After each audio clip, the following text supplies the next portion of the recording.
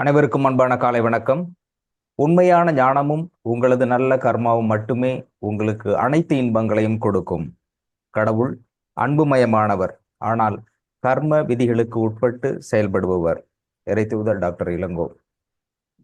ஆஹ் கடந்த ஒரு வாரமாக கர்மாற்றல் சிகிச்சையினுடைய அனுபவம் பற்றி சொல்லிட்டு இருந்தாங்க. நேற்றைய தினம் டாக்டர் மாதவிடாய் கோளாறு தொடர்பாக வருகின்ற பிரச்சனைகள், அது அதை எப்படி சரி செய்ய வேண்டும், என்ன தவறு செய்து கொண்டிருக்கிறோம் அப்படிங்கிறத பற்றி சொன்னாங்க. இதில் ஒருத்தர் எனக்கு ஃபோன் பண்ணி சொன்னாங்க, ஆக்சுவலி சேரிட்டி பற்றி தானே சார் சொல்கிறேன்னாங்க, திடீர்னு இதை மாற்றிட்டீங்களே அப்படின்னு கேட்டாங்க. அப்போது அவங்க கேட்டது கரெக்டு தான். ஏன்னா சேரிட்டி ரொம்ப முக்கியம், எல்லாத்துக்குமே சிறந்தது தர்மம் அப்படின்னீங்க. அப்போ திடீர்னு இதை மாற்றிட்டீங்க, நாளைக்காவது எடுப்பாங்களா, சேரிட்டி பற்றி சொல்லுவாங்களா அப்படின்னு சார் கேட்டாங்க ஒருத்தர். அப்போது எதுக்காக நீங்கள் சேரிட்டி பற்றி கேட்குறீங்க அப்படின்னா, இந்த மாதிரி வீட்டில் கொஞ்சம் ப்ராப்ளம் இருக்குது, மேரேஜ் கொஞ்சம் தெரியல, நிறைய இஷ்யூ சொன்னாங்க. இதுக்கெல்லாம் சேரிட்டி கொடுத்து தர்மம் செஞ்சுட்டா சரியாகும், அதுக்காக வெயிட் பண்ணிக்கிட்டு இருக்கிறேன் அப்படின்னாங்க. அப்போது இன்னொரு கேள்வி இருக்குது. ஏன்னா நம்ம தெளிவானவங்கிற குழப்புவதும் குழப்பாதிகளை தெளிவுபடுத்துவதும் நம்முடைய நோக்கமாக இருப்பதால் திரும்ப ஒரு கேள்வி கேட்டேன். இப்போது நீங்கள் சேரிட்டி கொடுக்குறீங்க அப்படின்னு சொன்னால் உங்களுடைய பிரச்சனை சரியாகணுங்கிறதுக்காக சேரிட்டி கொடுக்குறீங்களா, இல்லை அவங்க கஷ்டத்துலேருந்து சரியாகணுங்கிறதுக்காக சேரிட்டி கொடுக்குறீங்களா அப்படின்னு கேட்டேன். அவங்க கஷ்டம் சரியாகணும்னு தான் கொடுக்குறேன் அப்படின்னாங்க. அவங்க கஷ்டம் சரியாகணும்னு கொடுக்குன்னா நீங்கள் எப்போ வேணாலும் கொடுக்கலாம், யார் கொடுக்கணும்னு கேட்கலாம். அப்போது உங்களுடைய பிரச்சனை சரியாகணும் அப்படிங்கிறதுக்காக ஒரு விஷயம் கொடுக்குறோம் அப்படின்னாக்க அது தர்மத்தில் வராது, தானத்தில் தான் வரும். அதோட வேல்யூ குறைச்சி அப்புறம் அடுத்தடுத்து வரும். இப்போ மெயின் அதில் புரிஞ்சிக்க வேண்டியது என்னன்னா, கர்மா என்பது செயல் அல்ல. நீங்கள் என்ன செய்கிறீங்களோ அது கிடையவே கிடையாது. நீங்கள் செய்வது கர்மா அல்ல, செயலினுடைய விளைவு. அது என்ன ரிஃப்ளெக்ட் கொடுக்குது, அது என்ன எஃபெக்டிவ், அது என்ன கொடுக்குறதோ அந்த விளைவு இருக்கு இல்லையா, அந்த விளைவு தான் கர்மா. அப்போ இது தொடர்பாக பேசும்பொழுது கர்ணனோட மகாபாரத்தில் இருக்கிறதுல நான் கொஞ்சம் மாற்றி சொல்வது உண்டு. நான் பேசும்போது சொல்லியிருந்தேன், கர்ணன் தங்க கிண்ணம் வச்சுக்கிட்டு இருக்கும்போது ஒருத்தர் எனக்கு ஏதாவது கொடுங்க அப்படிங்கும்போது இடது கையால் கொடுக்கும்போது எல்லாம் சொல்றது உண்டு. ஏன் இடது கையால் கொடுக்குறீங்க, இந்தாண்ட கையில் வலது கையால் கொடுத்துருக்க வேண்டியதானே அப்படிங்கும்போது கர்ணன் சொன்னதாக சொல்லப்பட்டது, இந்த கையிலிருந்து இந்த கையில் மாறும் பொழுது மனம் மாறிவிட்டால் என்ன செய்யறது, அதனால நான் அப்படியே கொடுத்துட்றேன் அப்படின்னு கர்ணன் சொன்னதாக சொல்லப்படுகிறது.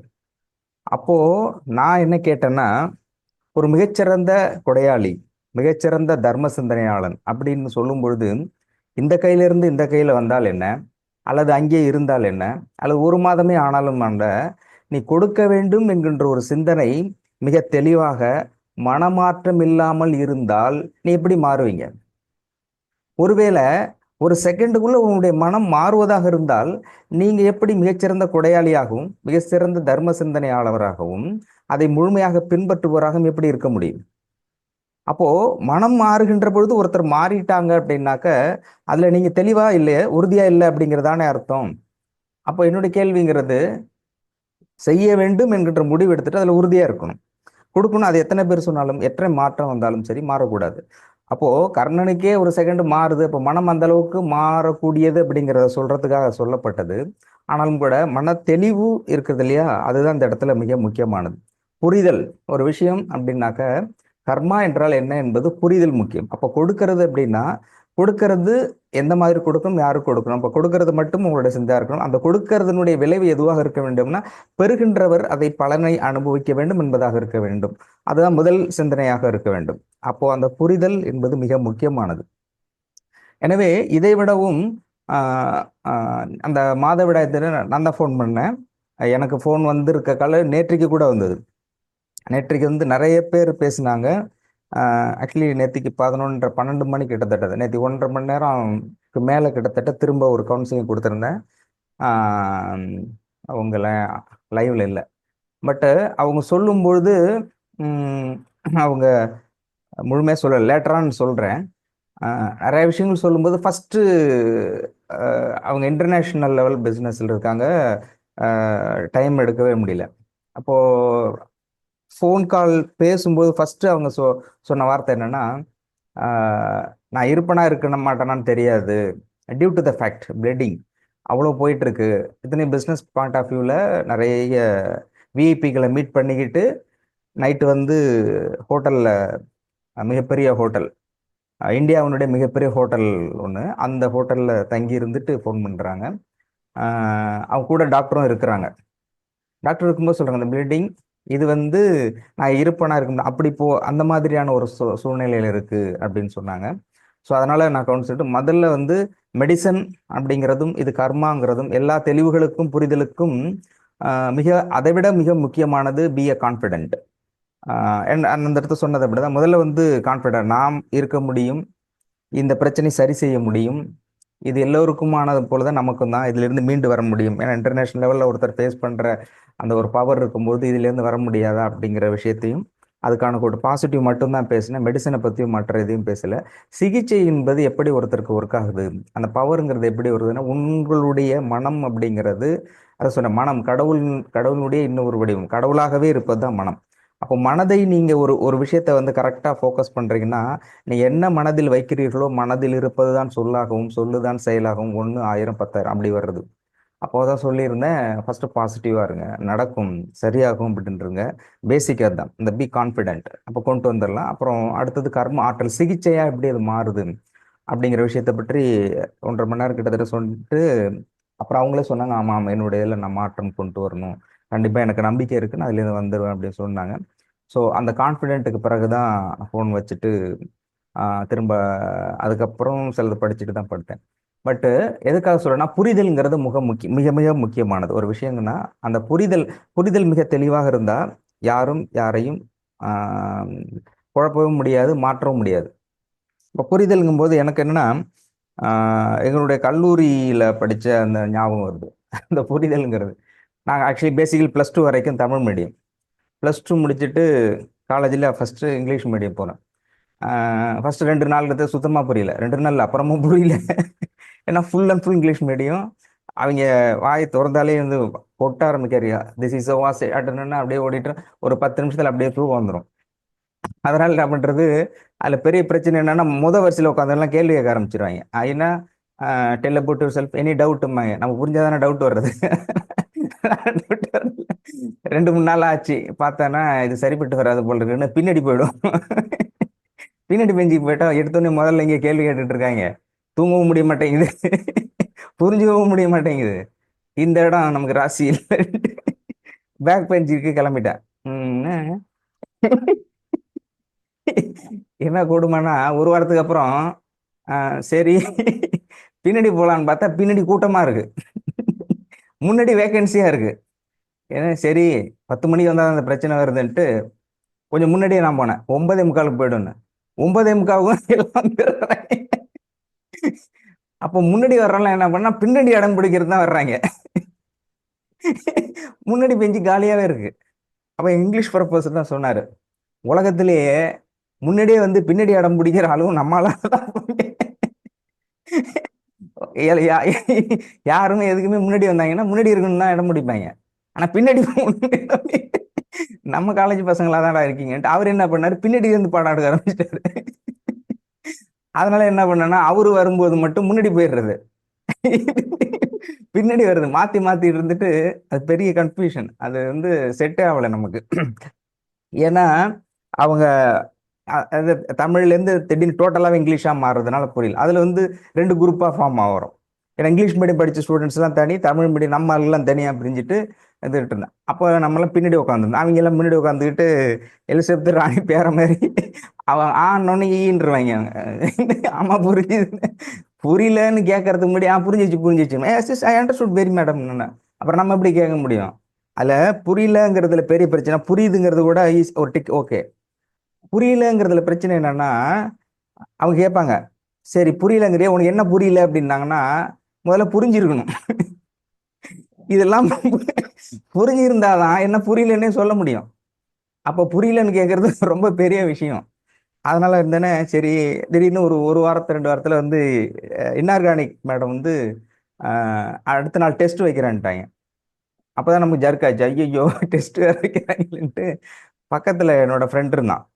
சரி, அவனும் என்கிட்ட கேட்கல, நானும் என்கிட்ட கேட்கல. இருந்தாலும் புரியலையே கேட்கக்கூடாது. அவன்கிட்ட சொன்னேன் நான், உனக்கு ஏதாவது புரியுதா அப்படின்னா. புரியுது புரியுது அப்படின்னா. சரி, அவனுக்கே புரியுதுங்கும்போது நான் என்னத்த கேட்கறது? சரி, சரின்ட்டு நான் உட்காந்துருந்தேன். அப்புறம் அவன் கேட்டான், உனக்கு புரியுதாண்ணா? எனக்கும் புரியுது.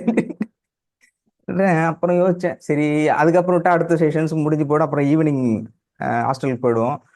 சரி, வேற சரி எதுக்கு கேட்டுருவோம், என்னதான் பிரச்சனை கேட்டுரும். அவன் தான் புரியுதுங்கிறானேன்ட்டு அப்புறம் சொன்னேன், ஃப்ரெண்டு உனக்கு புரியுதுன்னு சொன்னியே, இன்ஆர்கானிக்ல இந்த டேர்ம்ஸ்லாம் எடுக்கிறாங்க, இல்ல எது இதெல்லாம் உனக்கு புரிஞ்சிருக்கு அப்படின்னா.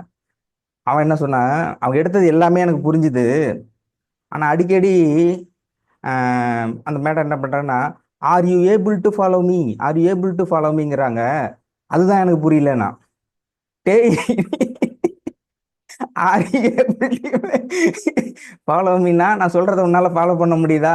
அதாவது சுருக்கமா நான் சொல்றது உனக்கு புரியுதான்னு கேக்குறாங்க. அதுவே உனக்கு புரியல.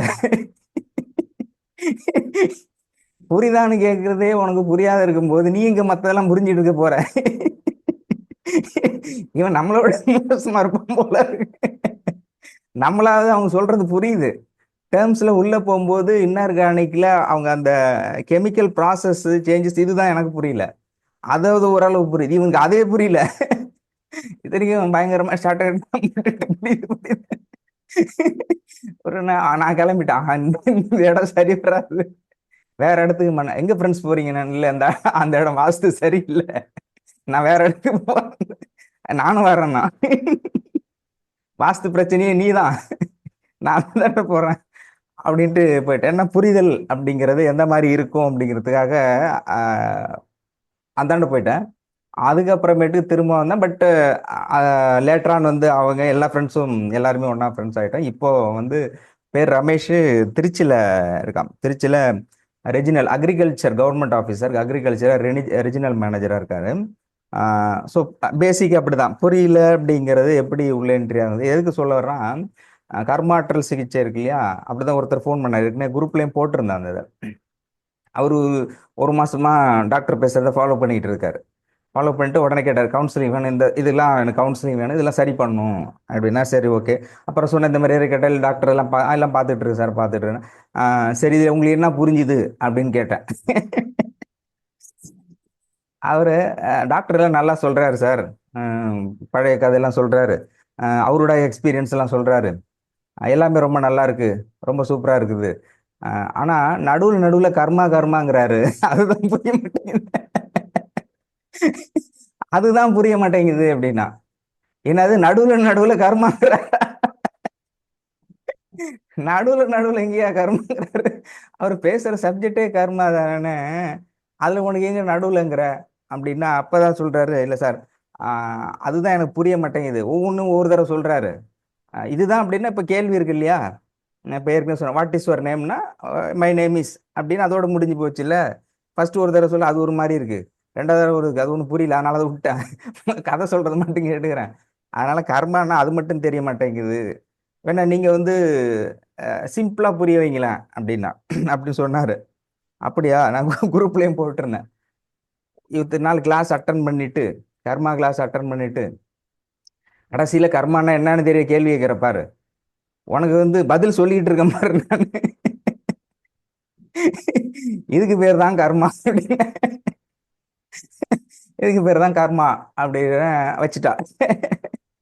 வச்சுட்டாரு. லேட்டரான்னு திரும்ப வந்தாவில். அதுக்கப்புறம் படிச்சுட்டு புக்கில் வாட் இஸ் கர்மா, என்னென்ன கர்மா இருக்குது அப்படின்ட்டு திரும்ப போய் படிச்சுட்டு அந்த நோட்ஸ் எடுத்துட்டு அவர் படிச்சதுல புரிஞ்சதை எடுத்து எனக்கு போட்டாரு. நான் இதுதான் சார் படித்தேன், அப்போ இது கரெக்டா அப்படின்னாரு. அப்போ எப்போ அவருக்கு புரியலங்கிறது தெரியுதோ அப்பதான் அவர் சிந்திக்க ஆரம்பிக்கிறார். அவர் தனியா நோட்ஸ் எடுக்க ஆரம்பிக்கிறாரு, சர்ச் பண்றாரு. அப்போ கர்மானா என்ன, கர்மானா அதோட பேஸ் எப்படி இருக்குது, முன்னாடி கர்மா பின்னாடி கர்மா, அது சஞ்சித கர்மா, ஆகாம கர்மா, பிராரத்த கர்மா அப்படிங்கிறதெல்லாம் எடுத்து அது எப்படி எப்படிலாம் இருக்குது அதெல்லாம் படிச்சுட்டு அதுக்கப்புறம் அந்த நோட்ஸ் எடுத்து எனக்கு போட்டுட்டு அதுக்கப்புறம் டாக்டர் சொல்றத சொன்னார். அப்போ முதல்ல அவருக்கு புரியல அப்படிங்கிறது அவருக்கு புரிய வச்சுட்ட பிறகுதான் அவருக்கு மற்றதே புரியுது. அப்போ இந்த இதுல அந்த அம்மாவுக்கு தான் சொன்னேன் நான், அப்ப தர்மம்னா என்ன அப்படிங்கிறத முதல்ல புரிஞ்சுக்கணும். சார் சொல்லிட்டாரு, இது கொடுத்துட்டோம், கொடுத்துட்டுனா நமக்கு நல்லது வந்துடும் அப்படிங்கிறதே அது கேட்டகரிஸ் வேற. கர்மா என்பது செயல் அல்ல, செயலினுடைய விளைவு. நீங்க நீங்க கொடுக்கறது எதை சிந்தனைக்காகவும், அது என்ன விளைவை கொடுக்கிறவங்களுக்கு என்ன மாற்றத்தை ஏற்படுத்துகிறது அப்படிங்கிறது ரொம்ப முக்கியம். அதனாலதான் தர்மத்தில் மிகப்பெரிய தானத்தில் சிறந்த மிகப்பெரிய தானம் ஞான தானம் அப்படின்னு சொல்றது. ஏன்னா இந்த தானங்கிறது இப்போ ஒருத்தர் பசிய போக்கல, ஒருத்தர் பெரிய பணக்காரனா ஆக்கல, எதுவுமே செய்யல. ஆனால் இது சிம்பிள். இவருக்கு அப்படிங்கிறது படிச்சது, பெற்ற அனுபவம், ஞானம், எக்ஸ்பீரியன்ஸ், இதை வந்து மற்றவங்களுக்கு ஷேர் பண்றேன், அவ்வளவுதான். அதுல ஒன்றும் பெரிய விஷயமே கிடையாது. அவற்றை இருக்கிறது தான் கொடுக்குறாரு, அது குறைய போறதும் இல்லை. இப்போ செல்வம் கொடுத்தா குறையும், பட்டு ஞானத்தை கொடுக்கின்ற பொழுது, அறிவை கொடுக்கின்ற பொழுதும், அனுபவத்தை கொடுக்கின்ற பொழுதும் அவர் குறைவதே இல்லை, கொடுத்துக்கிட்டே இருக்கலாம். அப்போ அந்த கொடுக்கிறார் இல்லையா, கொடுப்பதுங்கிறது சிறப்பல்ல.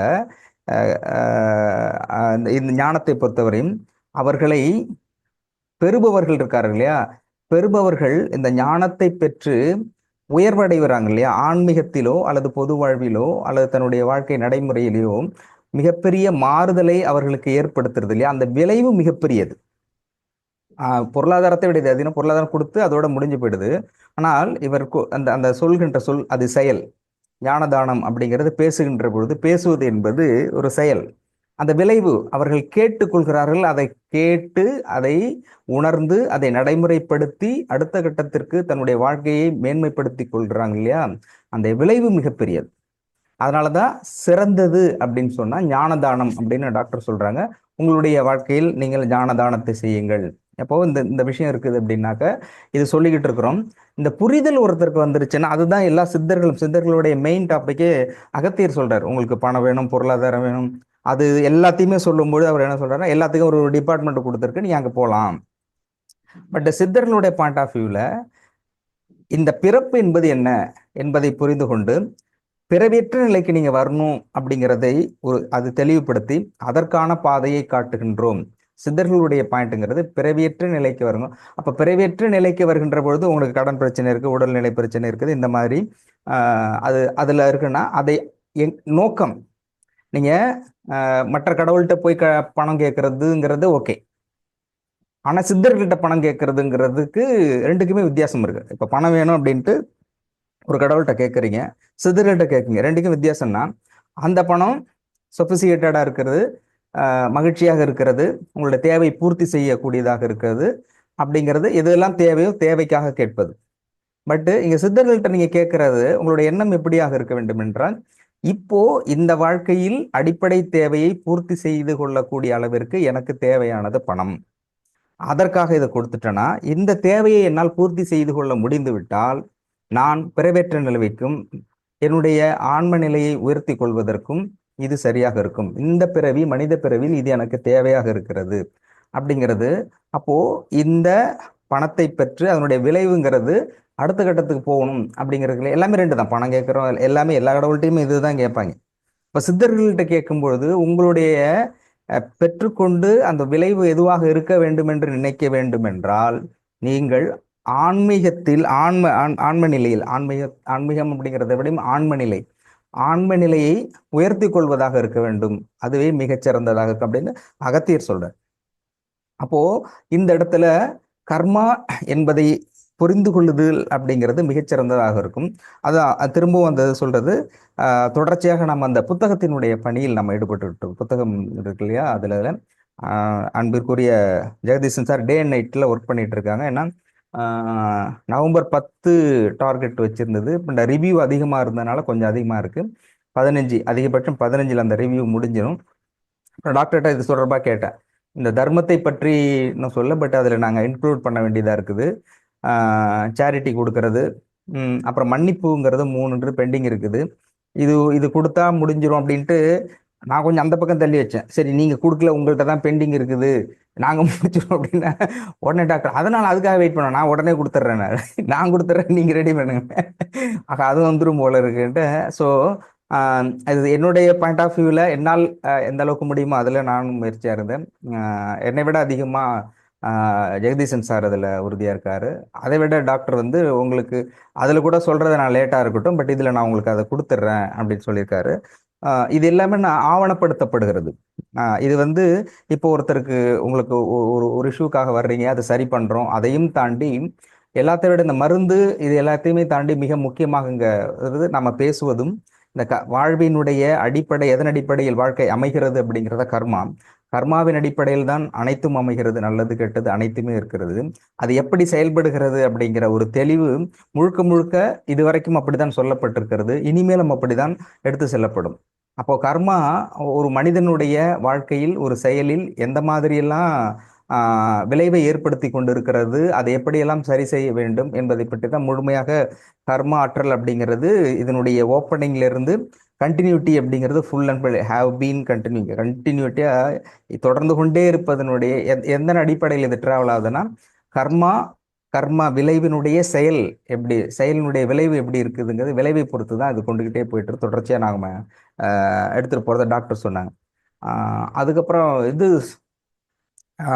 மீரா மேடம் சொன்னாங்க இல்லையா, இது மாதிரி கையில் நான் வெட்டின உடனே பிளட்டிங் ஆயிடுச்சு. அவங்க கரெக்டாக எக்ஸாக்டாக சொன்னாங்க. மீன்ஸ் ஒருவேளை நம்முடைய மருத்துவத்தை பற்றியும் இந்த சிகிச்சையை பற்றியும் இங்கே கொடுக்கப்படுகின்ற ஆற்றலை பற்றியும் மக்களுக்கு சொல்வதற்கான நேரடி அனுபவமா சித்தர்கள் சொன்னதா நான் நினைக்கிறேன். ஏன்னா இப்போ சொல்றதுங்கிறது நம்ம நிறைய சொல்லியிருக்கோம், டாக்டர் சொல்லியிருக்கிறாரு. அண்ட் ஆல்சோ இது இன்னொரு பாயிண்ட் ஆஃப் வியூவில் அது மெடிக்கலாகவும் சயின்ஸாகவும் எப்படி அது ரியாக்ஷன் எனர்ஜியை எப்படி ட்ரான்ஸ்ஃபர் ஆகுது அப்படிங்கிறத பற்றியும் நிறையா சொல்லியிருக்கிறோம். பட் அவங்க சொன்னாங்க இல்லையா மீரா மேடம், கையில் ரத்தம் ஓடிக்கிட்டு இருக்குது, ஆன்டிசெப்டிக் எவ்வளோ போட்டிருக்காங்க, நிற்கலை, கரைச்சிக்கிட்டே இருக்கிறாங்க, ஓடிக்கிட்டே இருக்குது, அழுத்திக்கிட்டு இருக்காங்கல்ல, மெடிசன் போட்டு கரையில. அவங்க சொன்னது நல்லா கவனிச்சோன்னா தெரியும். வாயில போட்டு, அவங்க தான் சொன்னாங்க, வாயில போட்டு அடுத்த செகண்ட் நிக்குதுன்னாங்க. வாயில போட்டு வாயில கரையில, வாயில கரையில மெடிசன் வந்து வாயில கரையில, வாயில போட்டு அடுத்த செகண்ட் பிளட் நிக்குது அப்படின்னாங்க. அது எப்படி பாசிபிலிட்டிஸா இருக்க முடியும்? வாயில போட்டிருக்கோம், வாயில போட்டு அடுத்த செகண்ட் இருக்கு, அது கரையில. நாங்கள் வாயில போட்டேன் சார், திரும்பவும் அதை நான் திரும்ப முடிச்ச பிறகு ஏற்கனவே பேசுனாங்க, அதை கேட்டேன். லைவ்ல பேசின பிறகும் அவங்களுக்கு நான் ஃபோன் பண்ணேன், வாயில போட்டேன், வாயில போட்டு அடுத்த செகண்ட் வாயிலே கரையில சார், அப்பவே நின்றுடுச்சு. கரையிறதே லேட்டு தான், லேட்டுங்கிறது இல்லை, அது சக்கரை மாதிரி தான், போட்டால் ஆட்டோமேட்டிக்காக கரைஞ்சிடும். அப்போ உடனே நிக்குது அப்படின்னா கரை அந்த பட்ட அடுத்த செகண்ட்லேயே நிக்குது, அதான் சொன்னேன். அப்போ எப்படி இது ரியாக்ஷனாக இருக்கும் சயின்ஸாக நான் தெரிஞ்சுக்கணும் அப்படிங்கிறத டாக்டர் கேட்டேன். கரைஞ்சி போய்ங்கிறது சயின்ஸ் எனக்கு தெரியும். ஒரு டேப்லெட் போடுறோம், பெயின் கில்லர் இருக்குது, முழுங்குறோம், உள்ளே போகுது, அது வந்து கரையுது, கரைஞ்ச பிறகு எந்த இடத்த இது இருக்கோ அது சரியாகுது. அதுலேயும் டீப்பாக இருக்குது. இப்போது முட்டியில் வலி அப்படின்னா பெயின் கில்லர் போடுறோம். பெயின் கில்லர் போடும்போது மாத்திரைக்கு எப்படி தெரியும் முட்டியில் தான் வலின்னு? காலில் வலியாக இருக்கலாம், தலையில் வலியாக இருக்கலாம், கை முட்டியாக இருக்கலாம், கால் முட்டியாக இருக்கலாம், மூக்கில் இருக்கலாம், காதில் இருக்கலாம், எது வேணாலும் இருக்கலாம். ஆனால் முட்டியில் கரெக்டாக எப்படி சரியாகுது? இது கரெக்டாக கேள்வி. சைலண்டா இருக்க, தூங்குறீங்களா இல்ல தியானத்துல தெரியல. கேள்வி கரெக்டா? வைக்கிறோங்க ஐயா, எண்ணத்தை அதுல வைக்கிறோம். ஓகே, நம்ம எண்ணத்தை வைக்கிறோம், நம்ம எண்ணத்துல வைக்கிறோம்னு டேப்லெட்டுக்கு எப்படி தெரியும்? நம்ம நினைக்கும் போது அது சரியாகுது அந்த இடம். Right, okay. அது அது நீங்க சொல்றது சித்தா இதுல கரெக்ட். பட் கரெக்டா அந்த இடத்துட்ட மட்டும் எப்படி சரியாகுது சயின்ஸ். ரைட், எண்ணம் கான்சன்ட்ரேஷன் சிந்தனை அப்படிங்கிறது. இப்போ திங்க் பண்றவங்க அதுல வந்து எண்ணம் இருக்குது. இப்போ குழந்தைங்க இருக்கு, குழந்தைங்க வயிற்று வலி இருக்கு, அதுக்கு கொடுக்குறோம். குழந்தைங்களுக்கு வயிற்று வலின்னு தெரியாது, பட் ஆனால் அதுக்கு சரியாகுது. அப்போ எப்படி அது செயலாகுன்னா அது அது ஏற்கனவே நான் வீடியோ போட்டிருந்தேன். அது எப்படி வந்து இந்த டேப்லெட் வந்து போயிட்டு கரெக்டாக பர்டிகுலராக அந்த இருக்குன்னா அந்த எஃபிஷியன்சி, அது எனர்ஜி பேஸ்ட். எந்த இடத்துல டிஃபிஷியன்சி இருக்கோ, டிஃபிஷியன்சி எங்கே இருக்குது அந்த இடத்துல மட்டும் இல்லை. இப்போ முட்டி வலி, இந்த இடத்துல ஒரு முட்டி வலிக்குது, இங்கே கையில் வலிக்குது, ரெண்டு பக்கம் இருந்தாலும் ரெண்டையும் சரி பண்ணும். ஒருவேளை உங்களுக்கு இந்த பக்கம் வலிக்கிறதுங்கிறது தெரியாமல் இது மட்டும் இருந்தாலும் அதையும் சரி பண்ணும். எப்படின்னா அந்த எனர்ஜி ஃப்ளோ, அதுதான் வந்து எனர்ஜி ஃப்ளோ. எந்த இடத்துல டெஃபிஷியன்சி இருக்குது அல்லது டெஃபிஷியன்சி இருக்கோ அதை வந்து நியூட்ரல் பண்ணும். அதை விட முக்கியமாக பெயின் கில்லர் வந்து ஹைப்போதாலமஸ், அதாவது வலியை உணரக்கூடிய நரம்பினுடைய உணர்வை அது ஸ்டாப் பண்ணிடும், கட் பண்ணிடும். அந்த வலி எங்கெங்கெல்லாம் வலிக்குன்னு அந்த ஹைப்போதாலமஸ்ல அந்த பிரெயினுக்கு நரம்பு எடுத்துட்டு போகும். அந்த நரம்பு எடுத்துட்டு போற அந்த ஆக்டிவிட்டிஸ் அதை கட் பண்ணும். அதை ஆக்சுவலி கட் பண்ணக்கூடாது. அப்படி கட் பண்ணால் நாளடைவில் என்ன பண்ணணும்னா அந்த இதே ஸ்டாப் பண்ணிடும். அது வந்து தவறான ஒன்று அந்த பெயின் கில்லருங்கிறது. ஸோ அந்த மாதிரி தான் அது நடக்குது. அது ஏற்கனவே நம்ம சொல்றோம், பெயின் கில்லர் யூஸ் பண்ணக்கூடாது. சார் சொல்ற டோலோ 650 அது பண்ணக்கூடாது அப்படிங்கிறது. பட் அந்த இடத்துல நடக்கிறதுங்கிறது எனர்ஜி டிரான்ஸ்மிஷன்ஸ். அப்போ அது மாதிரி அவங்க மீரா மேடம் பார்க்கும்போது அது வாயில பட்ட உடனே அது வந்து பிளட் நிக்குது அப்படின்னா, இது மருந்தை விடவும் மருந்துக்கு கொடுக்கப்பட்ட எனர்ஜி, அங்க ஆற்றல் சக்தி, அந்த சக்தி தான் வேலை செய்தது. அதுதான் கர்ம ஆற்றல் சிகிச்சை, ஆற்றல் சக்தி கர்ம சக்தி சிகிச்சை அப்படிங்கிற இந்த செய்தியோடு வகுப்பை நிறைவு செய்ய நான் என்னுடைய உரையை நிறைவு செய்கிறேன். சீஃப் டாக்டர் வந்துட்டாங்க. நன்றி. சார்.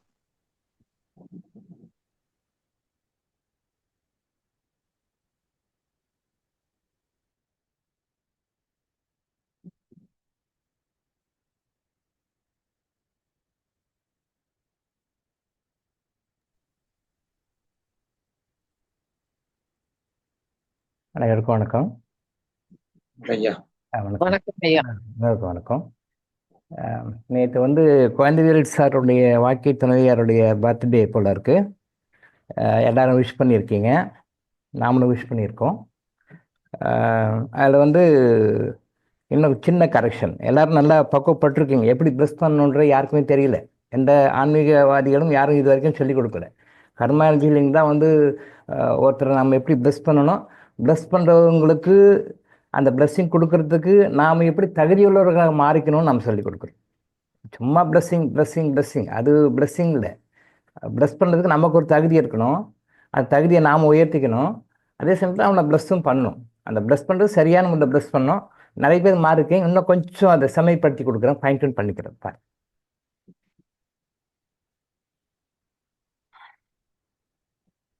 வாழ்க்கை நலமுடன் வளமுடன் நன்றி உணர்வுடன் இறை சக்தி ஆற்றல் அதெல்லாம் ஓகே. எப்படி வாழ்த்தணும்னா கரெக்டாக வாழ்த்திருக்கீங்க. சில கரெக்ஷன்ஸ் மட்டும் நான் சொல்லிக் கொடுக்குறேன். இறைவன் எல்லாரும் வளமுடன் வாழ்க்கை ஓகே.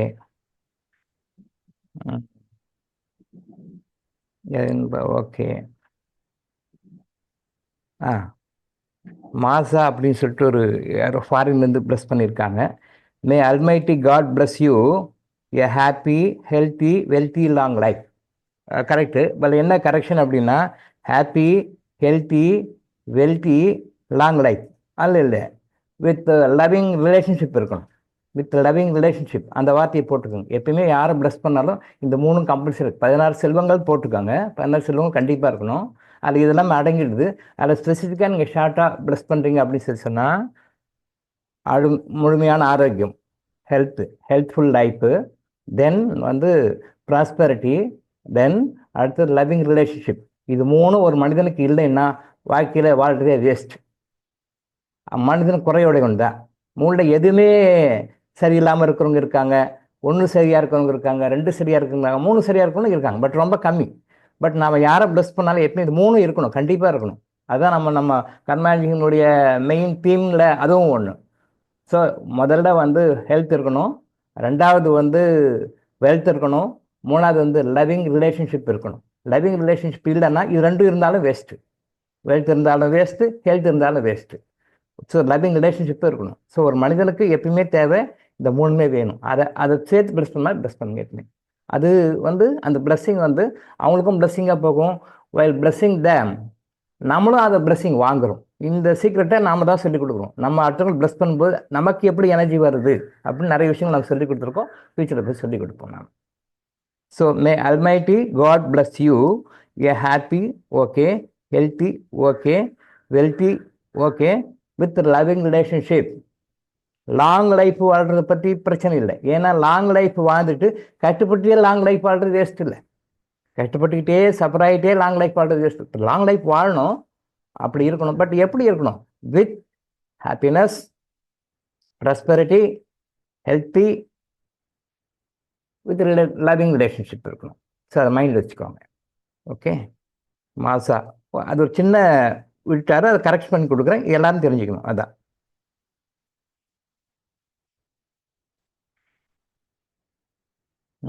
எஸ்ஜி சக்கரவர்த்தி சகோதரர் பண்ணியிருக்காரு. I pray that God will bless you and your family with abundant wealth and great prosperity. Right, okay. இவர் மற்ற 2 விஷயத்தை விட்டுட்டாரு. வெறும் ப்ராஸ்பரிட்டி வெல்த் இருந்தால் மட்டுமே லைஃப் ஹாப்பினஸ் இருக்கா சார்? வெறுமனே வெல்த்தும் ப்ராஸ்பரிட்டியும் இருந்தால் மட்டும் லைஃப்பில் ஹாப்பினஸ் இருக்காது. ப்ராஸ்பரிட்டி மீன்ஸ் செல்வத்தை சுட்டுறீங்க. ப்ராஸ்பரிட்டினா வெல்த், பொருளாதார ரீதியில் நல்லா இருக்குது, ஸ்டாண்டர்டாக இருக்குது. பொருளாதார ரீதியில் ஸ்டாண்டர்டாக இருந்தாலும் கூட ஹாப்பினஸ் வராது. ஆனால் நிறைய பேர், most of the people, 99.9% of the people who are living in this world in present days are wrongly thinking wealth is enough to live happily. நிறைய பேர் இன்னைக்கு 99.9% மக்கள் உலகத்தை எல்லாரும் என்ன நினைக்கிறாங்கன்னா, பணம் இருந்தால் போதும், ஹாப்பியாக இருந்தலாம், ரொம்ப சந்தோஷமா இருக்கலாம் அப்படின்னு நினைக்கிறாங்க. அது வந்து தவறு கிடையாது, உண்மைதான். ஆனால் அது மட்டுமே போதாதுன்றது அனுபவத்தில் பார்க்கும்போது தான் தெரியும். நம்ம பணம் மட்டும் இருந்தால் போதும், ஹாப்பியாக இருக்கலாம், சந்தோஷமா இருக்கலாம் அப்படின்னு தான் நினச்சிட்டு தான் இன்னைக்கு 99% of the people, not only in India, throughout the world, எல்லாம் அப்படி தான் நினைக்கிறாங்க. ஆனால் பணம் வந்துட்டு பிறகுதான் தெரியும், பணம் மட்டுமே தேவையில்லை, இது மட்டுமே நம்ம வாழ்க்கைக்கு போதாது, இன்னும் சில விஷயங்கள் வேணும்ன்றது அப்போ தான் உணர்றாங்க. அது எப்போ கண் கட்ட பிறகு சூரிய நமஸ்காரம் மாதிரி. அப்படி இருக்கக்கூடாது. கர்மா எனர்ஜிகள் அதை தான் சொல்லிக் கொடுக்குறோம். நாம் பணம் தேவை, அதில் மாற்றுக்கருத்து கிடையாது, அதில் எந்த ஒரு நெகட்டிவ் ஒப்பீனியன் கிடையாது. ஆனால் பணம் மட்டுமே இல்லை, பணத்தை தவிர மற்ற விஷயங்களுக்கு ஆரோக்கியமும் இருக்கணும், ப்ராஸ்பரிட்டியும் இருக்கணும், எல்லாமே இருந்தாலும் கூட லைவிங் ரிலேஷன்ஷிப் இருக்கணும். இது எல்லாமே இருந்தால் தான் லைஃப்பை என்ஜாய் பண்ண முடியும். வெறும் பணத்தை வச்சு என்ஜாய் பண்ண முடியாது. இதுக்கு ப்ராக்டிக்கல் எக்ஸாம்பிள் தான் 1000 எக்ஸாம்பிள் சொல்லுவேன். நீங்கள் உங்கள் லைஃப்பில் பாருங்கள், நான் சொன்னதை கம்பேர் பண்ணி பாருங்கள், உங்களுக்கு தெரியும். அப்போது நம்ம என்ன ராங்காக, அதாவது தவறாக வளர்க்கப்பட்டிருக்கிறோம். ஆன்மீகவாதிகளும் சரியாக சொல்லிக் கொடுக்கல. ஒன்று சொன்னால் இந்த சைடு நான் சைடு போயிடுவாங்க. போனால் பணமெல்லாம் செல்வமெல்லாம் இது இருக்கக்கூடாது, எல்லாத்தையும் விட்டுறணும், எல்லாம் காவி கட்டிட்டு காசி ராமேஸ்வரம் போயிடணும், பணத்தை பற்றி நினைக்கவே கூடாது, அப்படி போயிடுவாங்க. போனால் இந்த கடைசி போயிடுவாங்க, இல்லைன்னா இந்த கடைசி எக்ஸ்ட்ரீம் இந்த பக்கம் போயிடுவாங்க. இல்லை பணமே வாழ்ந்து பணத்தை எடுத்து பணத்தை சம்பாதிச்சு போயிட்டு எப்படி போகிறோம் பார்த்தீங்களா? ஒன்று பணம் தான் வாழ்க்கை, பணம் இல்லைன்னா எதுவுமே இல்லை, அப்படி போயிடுவாங்க. அப்படி இல்லைன்னா பணமே வேண்டாம், அது பெரிய பாவம், பணத்தை சம்பாதிக்கிறது குற்றம், தவறு, பாவம், அதை பற்றி நினைக்கிறதே பெரிய பாவம், அதெல்லாம் வேணாம், அது தனியாக பற்று இல்லாமல் தனியாக போயிடணும். ரெண்டுமே தப்பு, இதுவும் தப்பு அதுவும் தப்பு. மீடியமாக இருக்கணும். பணம் தேவை, அது வேணும், அதை நியாயமான ஒரு தர்மமான ஒரு சம்பாரித்து நாமளும் சந்தோஷப்பட்டு அடுத்தவங்க கொடுத்து போகணும். அதான் இறைவனுடைய நோக்கம் வந்து அதுதான். ஆனால் நாம் என்ன பண்ணுறோம், ஒன்று போனால் இந்த எக்ஸ்ட்ரீமெண்ட், இல்லைன்னா அந்த எக்ஸ்ட்ரீமெண்ட், ரெண்டுமே தப்பு. சரியா? So wealth and great prosperity அப்படின்னு மட்டும் மென்ஷன் பண்ணிக்கிங்க இல்லையா? எஸ்ஜே சக்கரவர்த்தி சார், கொஞ்சம் கரெக்ட் பண்ணிக்கோங்க, மாற்றிக்கோங்க. சரியா? மூணுமே இருக்கணும். அந்த மாதிரி ட்ரெஸ் பண்ணுங்க. அது பழக்கத்தில் வந்துடும், ஒன்றும் பெரிய விஷயம் இல்லை. அது பாரம்பரியமாக அப்படியே தப்பாக வளர்த்துனால இப்போ நம்ம சொல்லும்போது அது கொஞ்சம் பழக்கத்துக்கு வர்றது கொஞ்சம் கஷ்டமாக இருக்கும். பட் கொண்டு வந்துடலாம், அது ஒன்றும் பெரிய விஷயம் இல்லை. ஸோ எப்பவுமே அது சேர்த்துக்கோங்க. ஓகேவா?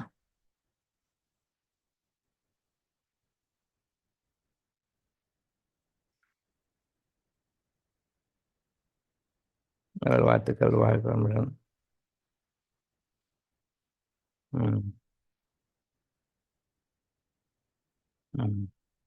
ரொம்ப ஒரு கலாச்சிருக்கிறீங்க. கலாச்சிருக்கிறது இந்த வேர்டே இல்லை அகராதியில், ஆனால் கலாச்சிருக்கிறீங்க அவரை ரொம்ப. ஓகே.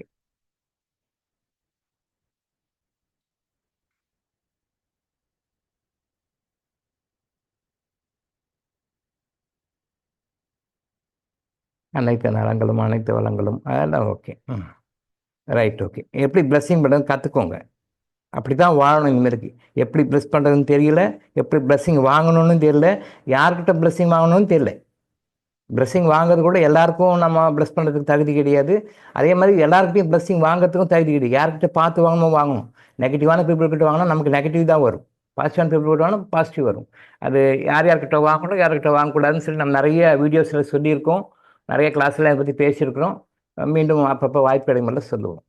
சரியா? எல்லாருக்கும் கல்வி விழுந்துடக்கூடாது, எல்லாருக்கிட்டையும் போய் ஆசீர்வாதம் கேட்கக்கூடாது, எல்லாருக்கிட்டையும் போய் பிளஸ்ஸிங் வாங்கக்கூடாது.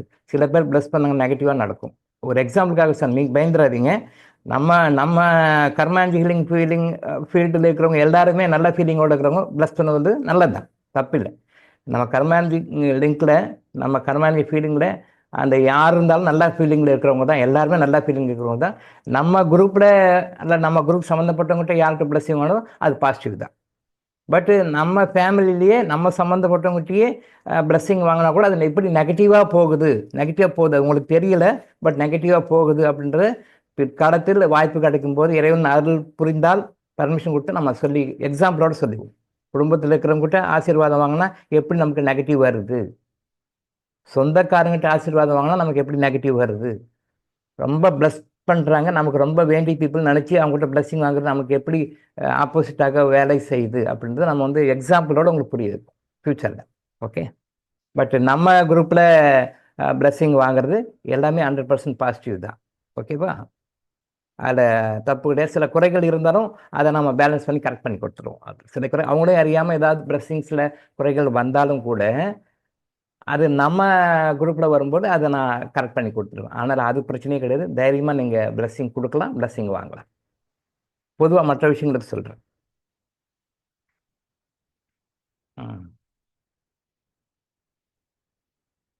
ஓகே,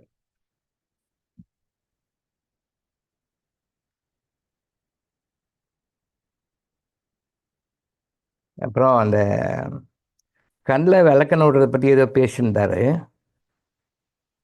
கண்ணில் விளக்கெண்ணெய் விட்டுட்டு பார்த்தாலும் ஏதோ குறைகள் இருக்குது அப்படின்ற மாதிரி ஏதோ போட்டிருந்தீங்க. அது தேடி இருக்க டைம் இல்லை.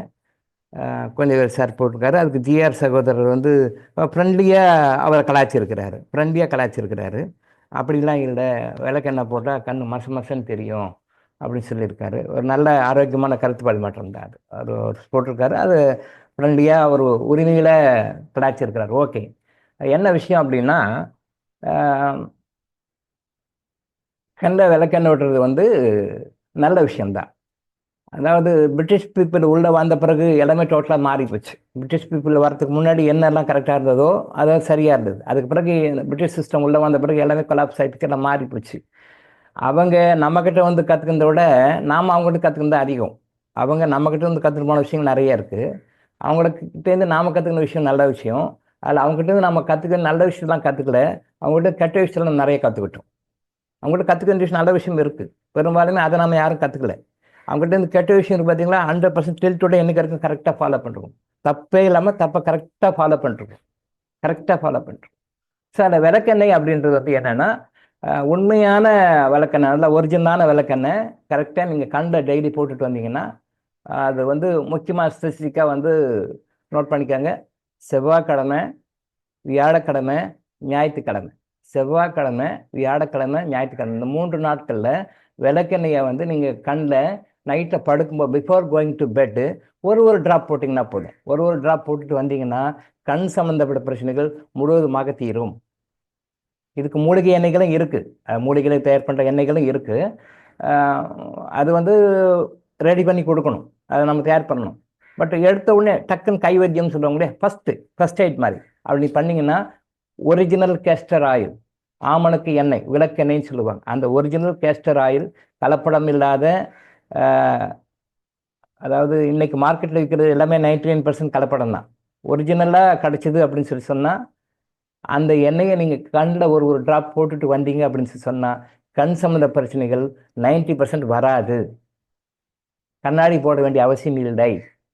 அந்த எண்ணெய் போடும்போது மசன்னு இருக்கும்னு ஜிஆர் போட்டிருக்காரு. உண்மைதான், கண்ணு மசம் தான் இருக்கும். ஆனால் மறுநாள் காலையில் பார்க்கும்போது கிளியர் ஆகிடும்.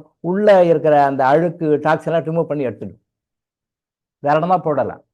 வாரத்தில் செவ்வாய், வியாழன், ஞாயிறு இந்த 3 நாளில் மட்டும் அதை நீங்கள் யூஸ் பண்ணீங்க அப்படின்னு சொன்னால் கண்ணாடி போட தேவையில்லை.